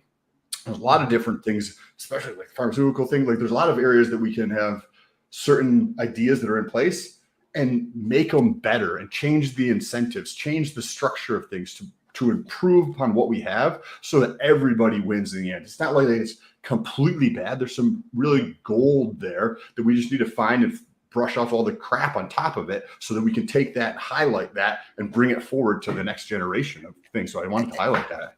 Exactly. No, you're for being so new in here. I mean, obviously you've got real world wisdom in your brain and you understand things because that's exactly, how this needs to be looked at because we're innovating. That's what we're doing. And politics real quick. I know a lot of people in this space hate politics and everybody right now hates politics because of the polarity. It's been it's horrible what politics Let has your done. boy GRC get in there and throw a tux on. Right? I don't give an ass what those guys are saying. I'll bullshit those guys up the street. Exactly, man. But see, the problem is everybody thinks, oh, it's this guy or it's that gal or it's this girl or that guy. It's not. It isn't that at all. Politics. See, people don't understand K Street. See, everyone thinks the Congress and the White House. No. The laws and politics really happen on a place called K Street, and that's where the lobbyists exist. And lobbyists write the laws. So all these laws that have put the boot on the neck of all of us hard-working, everyday citizens these laws were put there by lobbyists. And what are the lobbyists? What is a lobbyist? Well, there was a little thing that was wrote. It was called Citizens United. And it sounds really good. Citizens United sounds really, really good. But what Citizens United does it allows you to pour as much damn money as you want into a campaign, into politics, without being kind of discovered. So you can create these things that they have on K Street, where they can just shove as much money as they want into the pocket of a politician. And then on the other pocket, they shove a bill of legislation that they want written for them and their friends that puts more power and more money into their pockets. So they shove the dollars and they shove the laws into the back seats and the back pockets of these congressmen and senators, and they kick them in the ass and put them back in the house to go vote on that stuff. And they say, if you don't get that shit passed, you see this young man right here or this young gal right here, this is who's got your next job, your job next year. And those guys are so scared that all they do is they go down to K Street and they suck up to these people. What do I do? What do I do? What do I do? So they can keep their job and their benefits and their cushy DC position. And that's what we have in this country. How many people, how much money do we need spread off around every state? Are these companies, are these public or private companies? It's all of the above. But they've created syndicates of them. There's syndicates, like there's like the bankers are together and they have their own super PACs. And how do you get involved? And that's just it. First, you go local. You go local, man. You go and get a position at the school board or just in your community, and you start learning how to speak to people and to speak to groups about change. And change starts at the local level, and then it moves out to the Fed. And what everybody can do is support, with their dollars, the right people that are going and doing the right thing. That's why I'm going to vet this PAC. They're the American Blockchain PAC, and we vetted them as far as looking at all their stuff, and they're all on the up and up. And we're going to go down there to visit with them and support them and see what they're doing and see what type of legislation they're looking at putting in place and see exactly where they fit in as far as this goes. So, I'm saying that the crypto community in general needs to start getting behind this, because if the DeFi community doesn't get behind this, then they're going to make laws that push us out. Why? Because the exchanges have money. So we're in the same situation as we were with the banks. Crypto, the exchanges don't want us they don't want DeFi. They don't want use those words interchangeably, almost like banks and decentralized exchanges are might as well. It's just the way in. It's just like, once it's attached to the dollar in the bank, and it's not yours any longer, they can do whatever they want with it. That's how I think about it theoretically. I always think about it like, what would be the worst case scenario? They could just take all your shit. At that point. And don't forget, it's there's this saying that says, follow the money. Follow the money, follow the money, follow the money. It's always about the money, because the money is the power. And that's what they want, is that money. And they could care less if it's DeFi or centralized or whatever. They want their thing to survive. They want their thing to keep making them money. And they're making lots of money on these exchanges. These exchanges are making lots of money. So guess what? They've got lots of money and power to go use against us. The normal guy that wants to go and use DeFi says, I don't want to use your stupid system. I don't want to give you my keys. I want my own keys. I want my ability to do my trading without everybody knowing what I'm doing and seeing what I'm doing. I'll report to the proper authorities what I'm doing. I don't need you guys, you know, and that's what we want. But see, they don't want that. So if we don't get out there and start pushing legislation that's going to be favorable to DeFi, and see, that's the thing. Usually the people sit back like frogs in a pot and let the water percolate and bubble and boil until boom, all of a sudden there's legislation regulating decentralized finance. And then we're all like, oh, what the fuck happened? How come how did they do this to us? Blah, blah, blah. But nobody got off their ass and went out there and started doing something about it. That's what I'm doing. And that's what I'm trying to get the community to do. I'm going to get off my ass. I'm flying to DC and I'm going to go sit down with people that are going to do something for us and see, how can I help you? What can I do? Can I put some money in your guys' pockets to make this happen? Do I need to talk to some politicians? What do I got to do? Now, let me ask you something, RG. Let's talk scenario real quick. Yeah. What if, let's say this, instead of, let's talk all the legislation stuff aside. Okay, I guess that you can't really put that aside. But you can't really put that aside. But what if Hex just became, or anything, right? I'm not talking about Hex, but like in this case, Hex became so popular and there were so many influencers with so many followers all over the internet. Like, banks aside, like, isn't there just some part of this that can just be over marketed to the point? Like, because we don't know where this can go, right? We're still grassroots. People don't know what's going on yet. We can make the decision. I was telling everyone before, if I wanted to go full-time social media for something and hire a producer and do everything, I really do believe that I could become popular very quick. I'm not saying I would have to be super honest to become popular. It might not be the best way, but in general, like, if that was my only goal in life, to be super popular, I could do it. So there are avenues too where could we just get a lot of steam just like socially, or do we just need the whole thing, the whole shebangy? Well, I mean, because at what point is there's a lot of people like you guys are all getting more followers. Like it took me a year to get like, 1,000 followers. RG, but think about this. I have been playing with Instagram intimately for years in the dating scene. I knew Instagram in and out. I knew these things in and out. I just didn't care about finance. You know what I mean? So when I came over, I was a natural because I had already done it. I just was doing it for a different purpose. I didn't care about followers, but I knew the game completely. Like I knew like what's cool, what looks good, quality pictures. You want to be fit. You want to look good all the time, no matter what. And like, I kind of got this vibe going. And then when I interjected myself as one of the first guys in my genre to join this, it was like, people were like, who is this guy? They were like poking at me. They're like, what is he doing here? Like, why is he talking so much? And what, he works out every day, wakes up at 4 a.m. Why does he say it all the time? Why does he care about his life and his health? I was just the first guy from my view that started putting that out there. I was like, I don't like to party. I don't like to have sex with women. I think want that. And it's just like, you want to be more transparent. And I think, I forgot what we were talking about. But I think you need both. To go back to what you're saying, and RG, I think you're probably going to interject afterwards. To go back to what you're saying, you kind of need both, right? Because you need somebody to like rally the troops, which is what creates the narrative. Because over the last 36 months, well, basically since the last couple of decades, you've been if you're paying attention, right? I've been in the internet world for 10 years or so plus now. So you see the narrative shifting where mainstream is just losing their wits. Like it's just lie after lie to try to grab attention. And they haven't figured out that you need to tell the truth. And like, they just don't get it. A lot of them just don't get it. They're just like fucking clueless. That's a good point. What is that? Why doesn't people all the YouTubers that don't tell the truth? They lie all day long. Lie. Mm-hmm. People know I'm telling the truth because I don't change my tune. People know Richard tells the truth because he hasn't changed the tune other than a little bit. Like, like over the years, he's changed as a person. But in general, day to day, he doesn't change.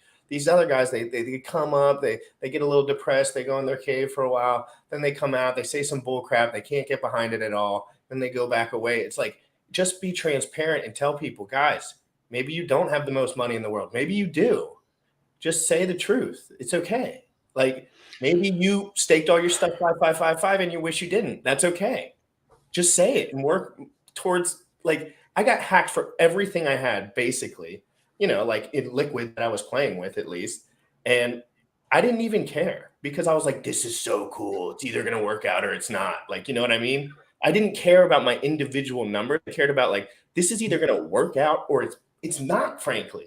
Right? In a way. But going back to changing the system, so to speak, right? We need people that are going to control the narrative and do it in an honest and authentic way, bringing the information to people that because that's going to be rallying people. But we also need people who are going to go play in the old system, that are going to bring that so that they can pull that, so to speak, to where we are, right? Which you were just mentioning, going through, because we kind of need both of those things, because we know the media is like important, right? It used to be 100+ years ago, you'd have somebody come from the neighboring town, you'd come in the town square, everybody would gather around and be like, oh, Sally married fucking John, and so bought the farm over here, right? And that was the news. And today we're getting on the internet and we're having these conversations and we're able to share this, which never could have happened before. So now we are able to control that narrative. And they're losing that grip of what's happening. So both of those pieces, because by going through and creating the narrative of reality, and that is the truth, then you're able to get more people involved that are going to go into the old system and just see corruption. Like, people's BS meters today are like continue to rise. And that's going to continue to happen, because then those people whose BS meters are fucking through the roof are going to get into the old system and be like, you're fucking lying. And just call shit out right up front. Oh, there's nothing I like more than digging into people's ass. Nothing, guys. So if you are thinking about doing something stupid and just saying a bunch of false stuff about me, like, dude, I promise you, like, I'm a nice guy. I don't really care. But if you keep poking at me, I'm going to destroy you and ruin your life. So stop. Seriously. And you know I can do it. So just stop. I'm not going to call anyone out. I'm just chilling, guys. I have a lot of research to do. I'm just sitting here doing my thing. I don't want to do some travel crazy shit. I don't want any of it. So let's talk about all, like, kind of unwrap some of the things you were talking about. And the most important thing that you guys are talking about is trust. And real people develop and build trust. Trust is foundational. Trust is built on bedrock. Trust is something that is given and received by people who trust one another because of their understanding of one another. It takes time. What we're seeing out there in the space right now, like, you'll see it perplexed me for a little while, but we'd see these guys that were very popular, that have millions, hundreds of thousands, of followers that follow them and listen to their advice. And then project after project after project scams out, wrecks people they've promoted. And then they go under a rock for a little while. They come back and they're promoting the next thing. And then those people get wrecked. Now let's just remember what I just said about trust. The reason I reached out to you guys is because I saw your streams and I was like, and these guys are real. They're a real deal. I like real humans that get out there and speak the truth. Whether they're right or wrong, they speak their truth. And I've been wrong, guys. And they correct afterwards. They say, you know what? I was wrong. They don't disappear and then come back and say something else and start a whole new narrative. There was a time in my life where I thought if you didn't have 2 or 3 girlfriends, you weren't a man. Right? Literally. And now today, I don't feel that way at all. I feel the absolute opposite. I think that's the worst way to be, in my opinion, for me. I don't know about everyone else, but like the way that I feel now is so much better. 1,000, a billion, a trillion. It could not, and I was doing everything that everyone told me would make me, maybe not told me, but like some narrative that I built for myself. Like, that was the thing. And once I got it, I was like, this is literally the worst. Like, I just want to relax. I just want to be who I am for the first time. And once you break through that barrier, for sure, you got to be beat down real bad, though. None of this half-ass shit. You got to really take a couple licks. You know what I mean? And now this is how I feel about that, because I sit back and listen to people talk like that. Like when you were talking about the 3 girlfriend thing, you were adamant. You were like, this is the way it should be. No, you damn fools. And guess what? A bunch of people listen to that and they're like, he's fucking right, man. Yeah, man, he's right. Now, these are all the people that haven't come to the realization that you ended up coming to yet either. So the masses glom onto this stuff, just like in the crypto space, they glom onto this stuff and they all buy into it. And then they see the moonshot going and they're like, yeah, we were right. He is right. Woo! And it's a big freaking party until the crash and the realization of what has just transpired and the lie that was told. You know, see, I call that strong and wrong. People can go out there and be real strong about being wrong. And I've sat back and watched it a whole bunch of times and say, you know what? It's going to bite them in the ass. It will bite them in the ass. Just like all this crypto shit is going to bite a lot of these people in the ass, because I've been in the game. I've seen it. I've seen things come. I've seen things go. I've seen cryptos come. I've seen cryptos go. I've seen guys go out and do good things. And I've seen guys go out and get put in jail for it in this space. And there's nothing new under the sun. And when you know something is finally the truth, when you know that somebody's come to a good realization, then you can sit back and go, okay, this is another ally. This is another person we could bring into the mix, because we're going to build that foundation of trust and show people the right way to do things and move forward versus playing that same old game. Now, that's one place where maybe me and Richard differ from one another. I think that building a strong foundation and not trying to put shiny objects out there for people is what's important. Now, I've been a lot slower in my growth because of that, you know, because I'm not out there making thumbnails that have the pulse chain and Louis Vuitton and I think it's just a shtick. Everyone has a shtick, and he's just doing what he can because he's doing his thing. I get it. I got all this money and I'm a computer guy, so what's the easiest way to come? But I want to build on trust and respect and professionalism is what I want to build on. And, you know, I have my own shtick. You know, I'm the freaking pirate. I'm the guy from the LA streets. This is who I am. This is what I do. And I'm not going to change that part of it, but I'm going to come from a place of truth and truth and trust. And that's what I want to build on is that bedrock of trust. And that's what it all boils down to. How many people are going to end up trusting you at the end of the day? And, you know, and I think that's where this community is at. We're at a crossroads where we're either going to, we're not at really a crossroads. There is a fork in the road coming, no pun intended. And we're taking crypto to a whole nother level. We're taking it in a whole nother direction. It's like it's built on that trust. Ethereum. Sam, I want to know, do you have any questions about like literally Pulse Chain, PulseX, anything like lower here so we can hammer out it? Anything like, do you have any questions about how things are going to be? Because RG would be the guy that would probably know a lot of the like classic answers for stuff like that. Are you, which are you more bullish on? What am I more bullish on? Oh, geez. So I think there's short. Because I feel like the reason I asked that question, the details, I can figure out the details, but I don't know how he thinks. And talk about the differences between them in your opinion in like some scenarios. Like, what do you think? So everybody's got a different play. I'm 54 years old. My play is a lot different than your guys' play. You guys are younger men. You have a lot more risk tolerance. You have a different time horizon. So everyone's play is different. Now, what do I think, or how do I look at the products as far as their viability, short-term, long-term? That's really what matters, because then once you see what short-term and long-term effects these things could play out in the future, and I say could play out because this is just my speculation. Everybody has their own speculation.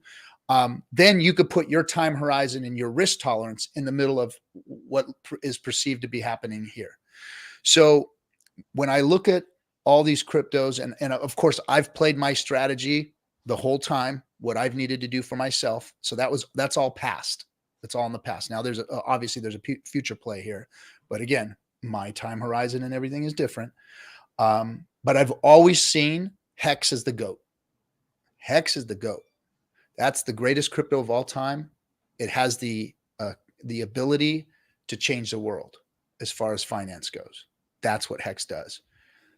The inflation model itself and the yield generating tool and the amount of yield that will be consistently gathered because of you're a Hex staker is a global game changer. Period. End of story. Richard, may have joked about it or poked people in the eye with it, but he deserves a damn Nobel Prize for Hex. He really does. And one day we may see something close to that.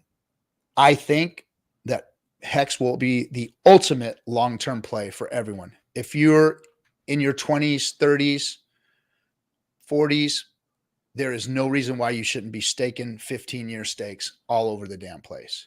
Because right now, because of the T-share price, you should be staking Hex. You should be getting into Hex and staking your Hex, is my opinion on, the Hex ecosystem, because it's the GOAT and it's going to make you the most yield. It's just like when I was told as a young man, do that 401k. It's a 50% match. You need to do that 401k. No one gives you, literally, nobody gives you free money, My strategy. That was the best thing at the time. Now a 401k is really a 104k and it's bullshit and it's garbage. But back then it was the best thing going when I was a young man. So I listened to them and like I said, nothing new under the sun. This is the new tool. And this is a better tool than that damn 401k. So Hex is the GOAT. Period. End of story. You've got to have Hex in your. And let's be honest, the buy wall to get to Hex, not buy wall as in the Ethereum fees, not all that, but just like the intellectual wall to get all the way to the point where you're staking Hex on a decentralized wallet that you understand. It's a large buy wall, guys. So don't be negligent, but understand that if people are already in crypto, you should. I send people that are already in crypto in this direction and smart people in my life.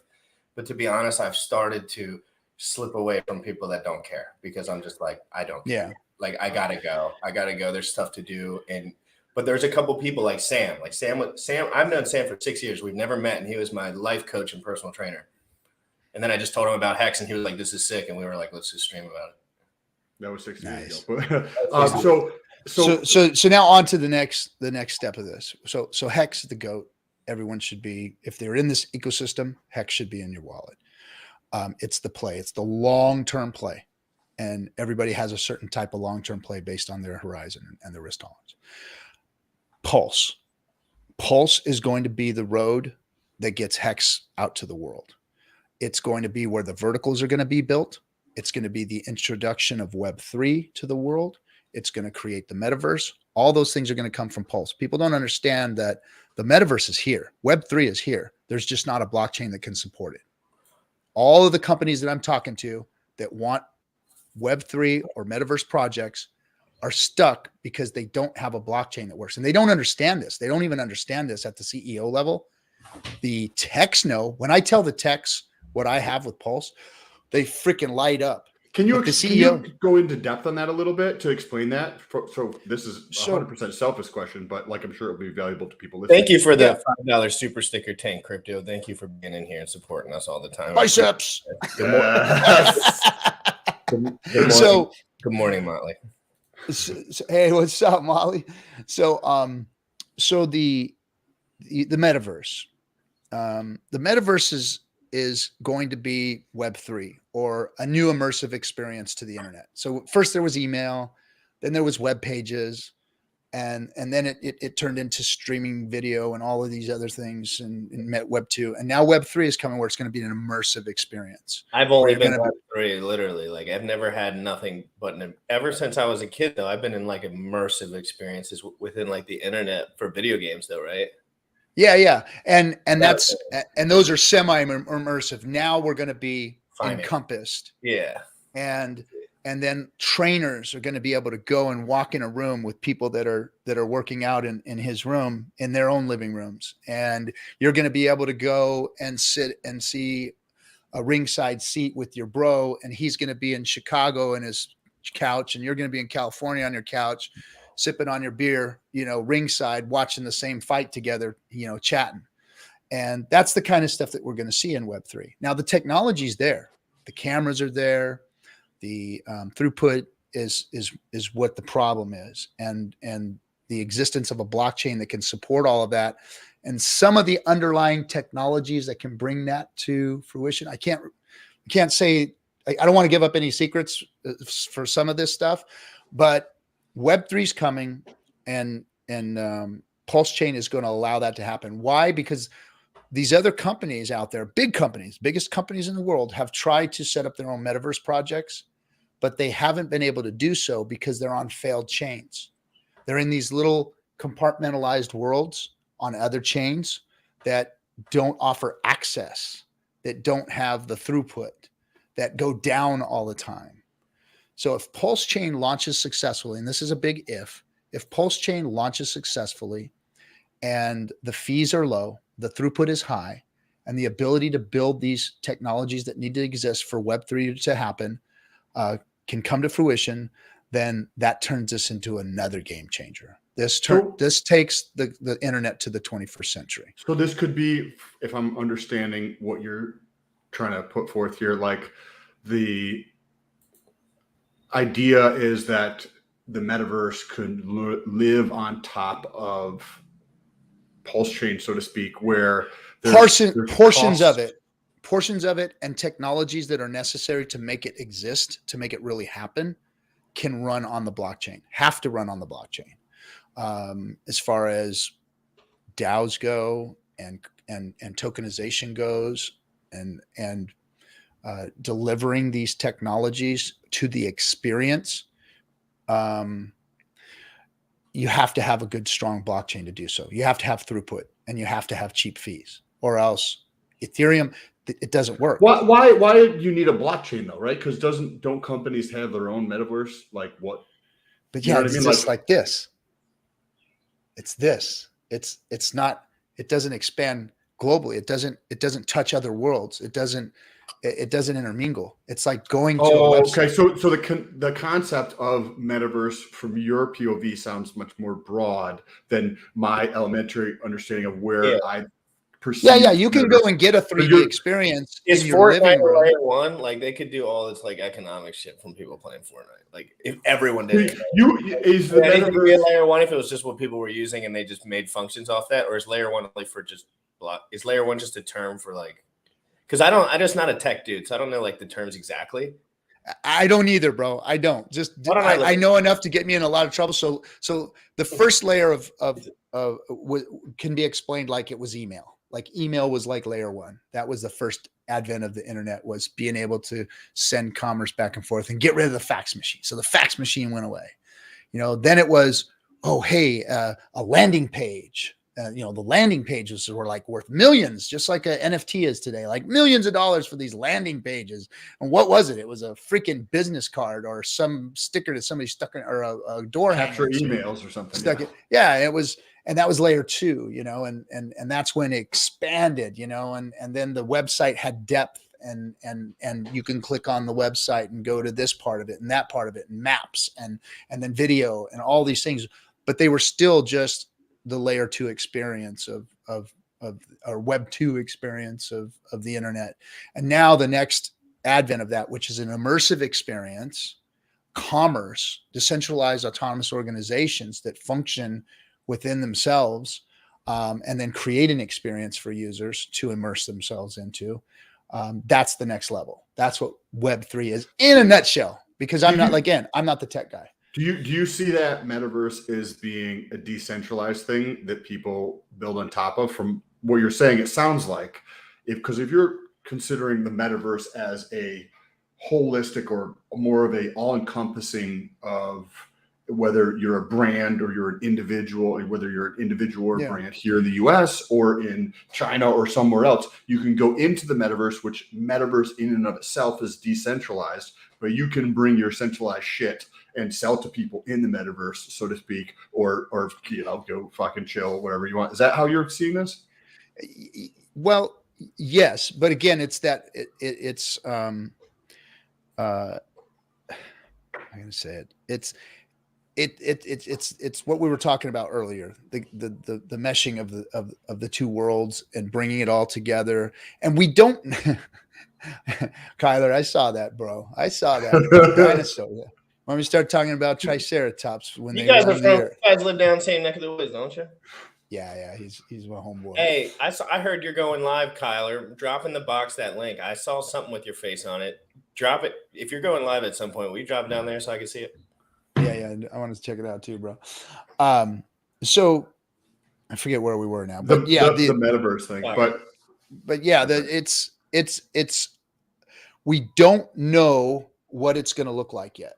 We all have a lot of ideas of what we want it to be. And the same with these companies that are trying to get into the metaverse. They all know it's a buzzword. They all know it's just like the .com boom. They know they want a web page. They want a landing page. They want it to be worth millions like everybody else's. So they know they want it. They know they need to have it. They know it's the next innovation. Just nobody knows exactly what it looks like. Because even my team we've got some developers that are just freaking brilliant. And they're still trying to figure it out amongst each other. They're on top of each other. Now, these are people that are building projects in the metaverse right now. These are people that are cutting edge because they understand blockchain and pulse chain. So they're coming together, still trying to figure this out. We're having meetings regularly, and they're tripping over each other, trying to figure it out, trying to present it. Companies are hearing what we're saying, are like freaking, they don't understand it. They just want somebody to be able to put on a pair of goggles and come into their web page, their web room or whatever. So there's a lot of that going on right now. So that's where we're at. We're at the beginning of the .com boom with the metaverse. I think if this is, because I didn't see that connection that you brought forth, like between crypto and the metaverse, because in my mind they're distinct. Yeah. But the only and I don't know if this to be accurate, but I would see the only way for a truly like global metaverse would have to be decentralized, because otherwise you're not going to want people. There's going to be issues there's going to be issues in it no matter what. But I feel like it might be a better path forward to have a decentralized metaverse that's like the blockchain, but instead of maybe money, it's like the blockchain for metaverse, or it's built on top of something else. And this can get rid of layer one fees, so you don't even see that portion of it. Like, think about how cumbersome it is to try to explain to somebody that if you want to get hacks, you got to buy this first, and then you got to have these two things to buy this one thing, because this pays for this thing over here. Like, it's just asinine complex for somebody who's not like balls deep into it. So like, there's a decentralized crypto or built on top of it, that's an interesting way to, this is an interesting tangent we went on, but you were going to mention between Pulse X and Pulse. And what you're more so I was saying that Pulse is definitely like the mid play. Like, it's going to do well. It may take it a little bit to get on its feet. I mean, of course, we're going to see pumps and dumps and all that kind of stuff in the middle. So just get ready, guys. There's 80-90% dips are in the game. I just, I tell everybody that you're in crypto now. It is not like the world of trading or anything else. If you got to be ready for an 80% dip and be able to go, oh, well, hey, we'll catch it on the next rise, because you're going to make all-time highs again. Just hold. So I think Pulse Chain is, that's the mid-range play. It's going to bring adoption to the world. The metaverse play, as it plays out in the next 4 or 5 years, 3 to 5 years, I would say. I mean, because technology is moving so fast these days. Once a blockchain exists and people can start building projects, they're going to. There's already metaverse projects out there, but I think they're going to come a lot faster once Pulse Chain exists. And then 3 to 5 years, it's going to be freaking a juggernaut. Let's talk about once we're all settled in, okay? Let's imagine in a world where we're all settled in, which there's going to be a lifetime before we get there. But I understand. You mean Pulse launches or no, like settled in? Stabilizes and like things are moving in a good direction, or at least a direction, and we're all just still covering it. I can't exactly remember. Oh yeah, so I want to talk about the negative externalities of the specific tokenomics in general. Okay, so put all the social adoption aside. I think that's going to be pretty explosive, and that kind of defers this whole point. But whatever. When it comes to rich people wanting money, right? I don't know much about it. And let's just be real for a second. Rich people don't talk much about what they do with their money, but I think a lot. That's the one thing. So I just curious, if I was a rich dude, I would want money, right? At least some, I want to have my stuff. What's the easiest way to take it out without damaging the price if I'm a hexagon or a pulsicon or a pulse hexagon? So let's talk real quick. Hold on. I'll keep with that point. Nardo for the win. Thank you so much. Great show, gentlemen. This is the kind of stuff I've been thinking about in the last 24 hours because I always I've always been looking at the negative externality in hex. What is it? Rich people have to sell hex to get their money out. And they don't necessarily love doing that. Because one, they get negative press. Two, it's just like, that sucks. I wish I could sell something else. But with Pulse X, you're earning. If you provide liquidity, you're earning the incentive token. So I think it might give these rich guys an opportunity to maybe earn some of that cash that they need or want or in their reserves or other businesses in a way that could not damage the price as much as potential. And this is just this is all top off. What I'm saying though is, we're like, okay, well, let's not damage this, but let's damage this. But what would damage? It's like, what's the it's just damage about? What's the damage about? So talk about it. Well, you got to sell the incentive token, right? So what does that do to the price of the incentive token? Right, I guess you're selling something. But doesn't it trickle out a little easier if it's coming off the back end or something like that? No. It's the responsibility of how you get out. You should get out like you get in. It should be you should be dollar costing out. You have to set your life up, set yourself up, and look at your time horizon and look at what you've got to take out. Look, let's just face it. We can't all just hold forever. That's not how this works. You're supposed to take some jelly beans out of the jar.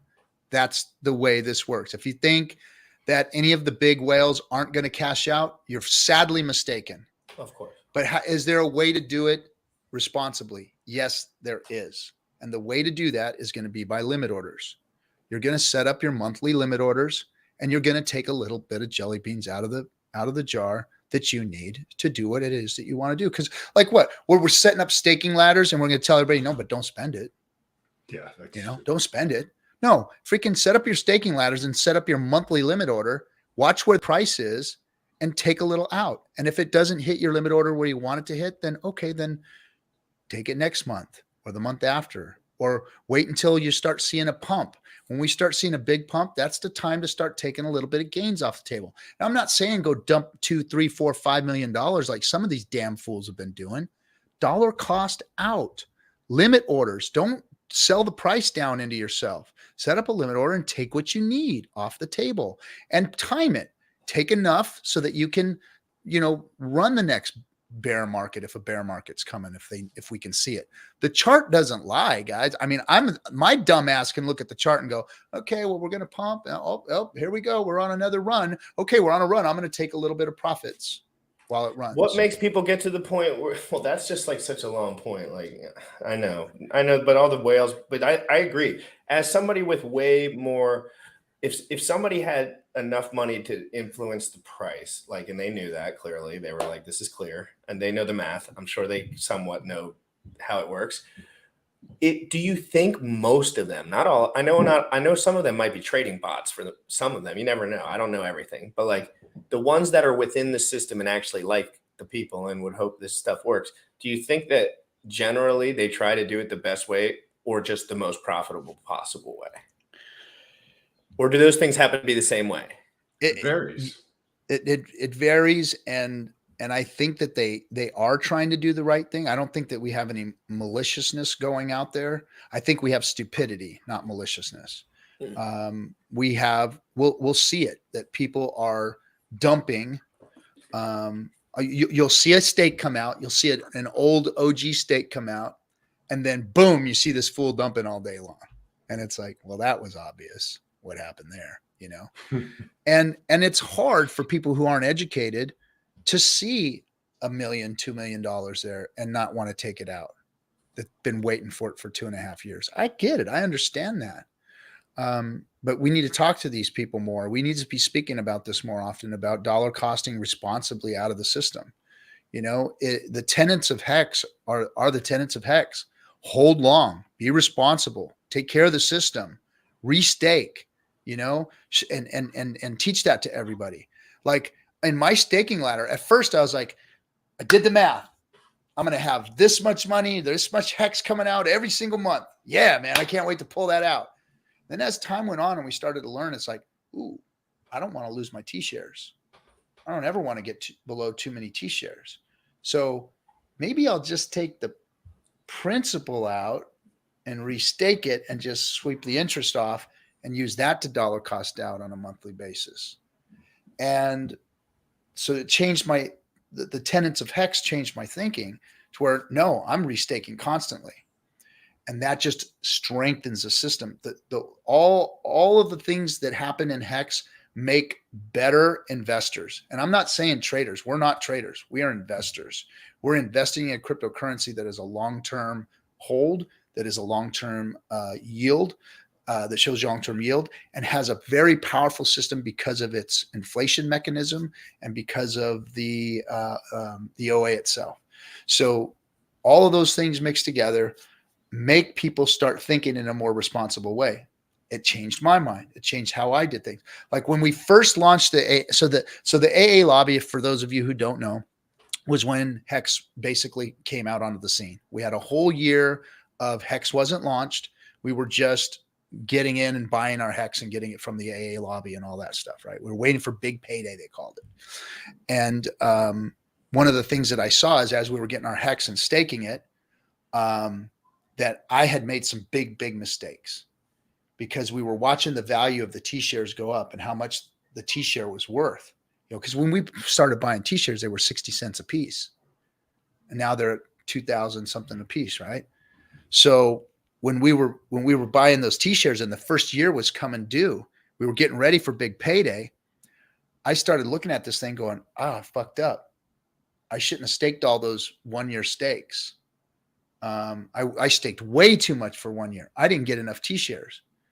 So I emergency end staked all of my stakes that were a year old, that were 6 months old for no penalties, and just got my principal back out and said, okay, I screwed up. Boom. And I restaked all that longer. So that was another thing that the system made me do, is like, no short-term gain. This is about long-term gain. This is about T-shares. This is about, I want my little miners out there working because I'm going to make a lot more Hex doing so.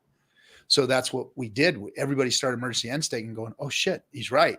Get more T-shares. You want more T-shares at this cheaper price, because once the big payday came, look at the T-share price. It went boom, big jump, and it started moving up. And the energy comes somewhere, so the energy has to go somewhere from all the kinetic energy from you just sitting there making money gives you more energy within your own life to do better. Therefore, it just helps the system more because we're all putting more into the system, and then we're working harder in real life because we're motivated by the system, which lets us know that we're going to be okay in the future, or potentially have it better than the banks and the news would like us, or like, you know, how it actually is in reality, you know?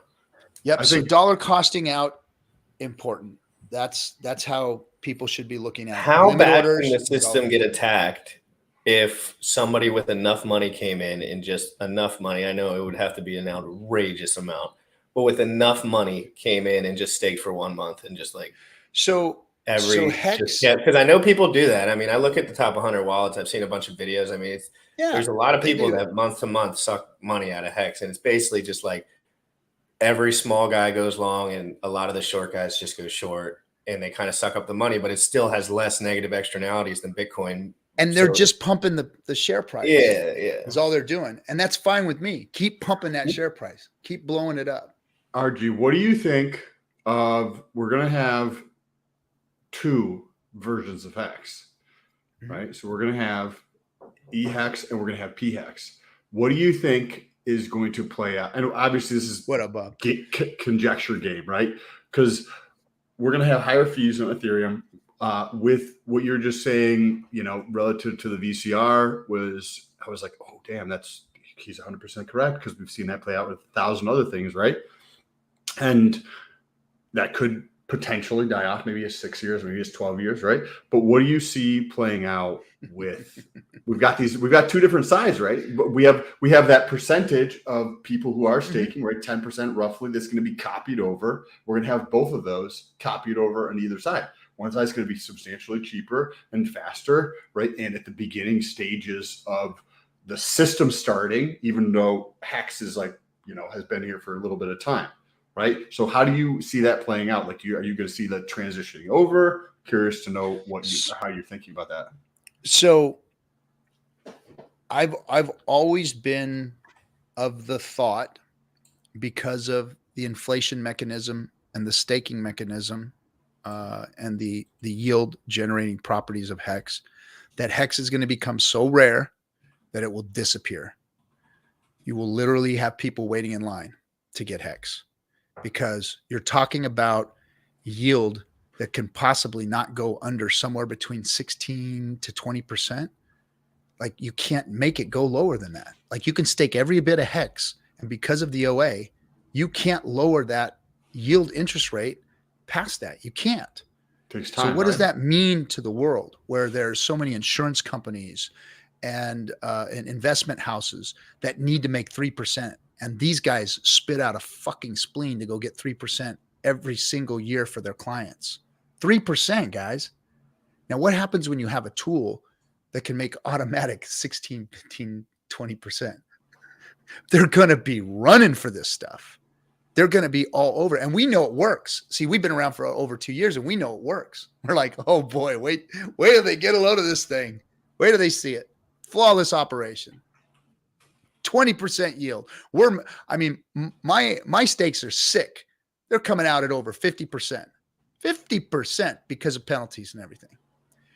When the real world gets word of this, all the Hex will be staked on both chains. When Pulse launches and Hex gets bridged over, and the OGs and everybody with lots of Hex start bringing it over, I think it's going to find equilibrium. They're going to find a level like Richard has always said, and I see it. There's going to be an equilibrium. Just once you know that people can just inherently do what they please with enough economic mass, and that would be very, very incentivized for a lot of people to just go ahead and make that happen. And the largest pool person would be very important too. People are going to want that position in the pool, correct? Yeah.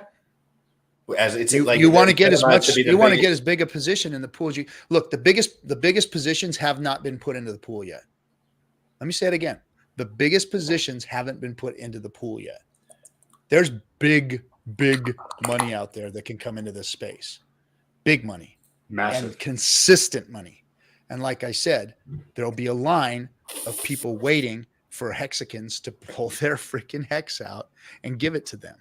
And that's what they want. Go ahead, dump it on us. Give it to us, because they're going to want to get that yield. That yield is a freaking important tool. RG, this could even it's depending on how it's structured, you could take the framework, right? Because we're talking about iterative things, right? You have VCR, DVD, streaming, etc. Right? You have these iterations. We have BTC that was like, oh, this is a cool idea. Let's create Ethereum. Oh, cool idea. This is better than that shit, right? Okay, let's create Pulse, right? So you can take the same idea of Hex, right, and create an insurance product that is substantially cheaper, doesn't have I'm a good driver, right, that pays for you, that's a bad driver, or in the medical system, when it comes to insurance, you can take the framework that is Hex and create an insurance product off of that, not just be, yes, obviously we got to link, they need to be brought together in some fashion before this happens, but you can take that framework that is Hex, iterate on that to create insurance products that are blockchain. Blockchain. I mean, we're already seeing that next iteration is happening in Hex, and that's, you see Maxi and you see Hedron. You see those two wrapping themselves within the Hex yield generating tool and creating something. See, that's what's happening here. Is Hex is turning into a nucleus, and that's its power, because nothing generates yield like this. Nothing puts inflation on the back burner for 15 years. Inflation is being diverted for 15 years. Nothing does that. Nothing does that. The dollar don't do that. Bitcoin don't do that. Only Hex does that. To delay inflation like that. And then when that delayed inflation comes out, I just told you about my new mindset, right? My new mindset was telling me, I don't even want that inflation to go into the market. I want that inflation to go back into my future. So I'm taking that inflation, and some of it's getting staked out again. So you watch. There's inflation that's coming out today. There was inflation that came out day one that is going to be deferred for 30 years, because some people that get their first 15-year stake are going to take that interest and some of it off but some of it's going back in. So some of that hex is going to go back out for another 15 years. We're talking 30 years of inflation being delayed. 15 years is one thing, but I'm guaranteeing you at the first 15 years, some of that inflation is going back into the system at 15 years. You don't see that anywhere. You don't see that anywhere. That is value. That is real money. That's not gold standard money. That's not, paper dollar standard money. This is real value that has been immutably created. And these are the things that people aren't really thinking about, is how valuable this stuff is. This is just, it's mind blowing when the real world sees it. Like you said, so the crypto space is 3.7%, right? That's freaking pittance of people in the world. And how many people are in hex that are in the crypto space? 1% of them, a fraction of that. So the whole world really doesn't even know about hex yet. They don't know, especially real world people that aren't even looking at crypto. Like the people that I'm talking about, the insurance companies that are out there spitting out a spleen to try and get that 3%. If they knew and found out about this, game over. Game over. Every hexagon, I don't care if you're a shy shell or whatever the heck they call it, you're to the moon. You're to the moon. What you're describing for anybody who's thinking like about houses or like thinking in legacy land still as a way to kind of put these together. And then I have to run after this. But this has been freaking awesome. I've really enjoyed, interacting with you, meeting you for the first time. But when you think of like this house here, right, the appreciation happens. And then what do? I'm going to go through, pull that money out and use it for something that I find value to put that into, right? Well, what if that's locked up and I couldn't refinance that, and the inflation just kept building in the house over time as the house prices build over time? And that's effectively what has been put in place with hex, what RG is talking about, where that inflation, you're not going to be able to touch that for till some point into the future, whatever your prerogative is in terms of how you stake that stuff. And this is putting out in the future. So in the housing market, it's not even tied up that long. I can refinance every year if I wanted to. And you can't do that necessarily with hex, depending on how it's structured. So that's very, very interesting point. I don't know if we lost RG. No, it's just my camera. I still gotta fix my camera. It's all good. But hey, you're absolutely right. And I hope people can start understanding this deeper thought. I mean, it's one thing, we're going to have some amazing growth. We're going to have a lot of fun. We're going to see a lot of ups and downs. There's a lot of strategy coming. Real quick before you leave, the last thing that I think of as the shiny object is PulseX. PulseX is going to be the shiny object, but it's got some real depth to it. So I think that it's going to do a lot better than all of the other DeFi DEX protocols that we've seen because of the game theory that Richard's put into it.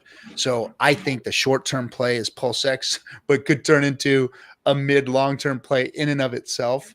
It's brilliantly done. I'm excited to see what it's going to happen. The yield farming and all of the tools, the staking tools that are in it, give everybody even a whole different layer of options for them to figure out for themselves what they want to get involved in.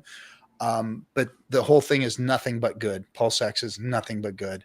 And I think that it's going to be the thing that really moonshots, that people are really interested in, that people are really going to utilize, because Pulse is going to give it the ability to do so. I mean, the trading that's going to go on is going to be, it's like, I don't know if you guys have ever been into those trading rooms where like I went to when what do you call it? First Polygon, one of them, Matic or whatever, first launched. And we were in there trading like, oh my gosh, there's no fees. This is so great.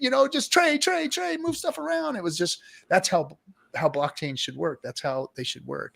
And this DEX is going to be that, and it's going to be real, and it's going to have bridges, and it's going to have every crypto that's on an Ethereum is going to be on there. It's going to be so much excitement. It's going to be so fire, and everybody's going to be super excited about it. The other two, it's going to take, a little bit because the pump is primed and they're just juggernauts and they're going to be the goats.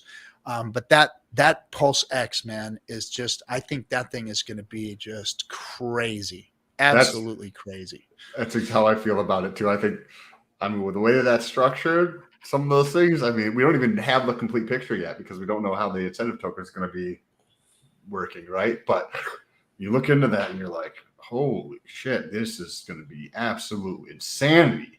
Like, if you have a 10,000x drop, I gotta go. My girlfriend's fucking waiting for me. Get out of here. Don't blow that one, man. Don't blow that one. Sam, it was a pleasure meeting you. Thanks for having me on with you guys today. I appreciate it. Appreciate your time. I'm I gonna think get off GSC is gonna stay on. Sam, peace out. Yes. RG. All right, guys, triple biceps. Yes. Sweet. Peace out, guys. You guys are rocks, man. Appreciate you guys. All right, guys. Gentlemen. Have a great day. I'm going was to a play a pleasure. little vid real quick. Let's get it. Bullish, you still there? Or you want me to play it? What are you going to do? Play a song. But I don't know if he's going to play it or not, or if he's still there. Let's see. I might have to click it. Guys, RG, it's been wonderful. Thanks, man. Thanks for having me, bro. Yeah, man. You're I'll awesome. talk to you Keep soon, doing the good brother. stuff.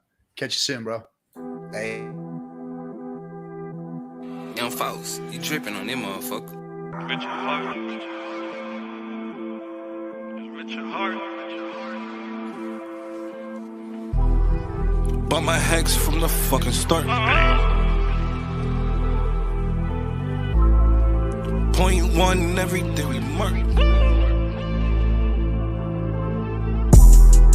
Bought my hex from the fucking start. Sacrificing all this bread like I'm Richard Hart. Got paid on big payday and I had a hairy start. Now I'm checking on my pulse just to check my heart. Bought my hex from the fucking start. Sacrificing all this bread like I'm Richard Hart. Got paid on big payday and I had a hairy start. Now I'm checking on my pulse just to check my heart. Checking my MetaMask moving. Look at the hex, he is mooning. Looking at wives they be choosing. Peter is why they be losing. Pro chains out, gonna get me a check. He's gas up and it got me a mess. Remember the times he died collect. Hex I been eating, I'm dying in the best. Getting this back like a year.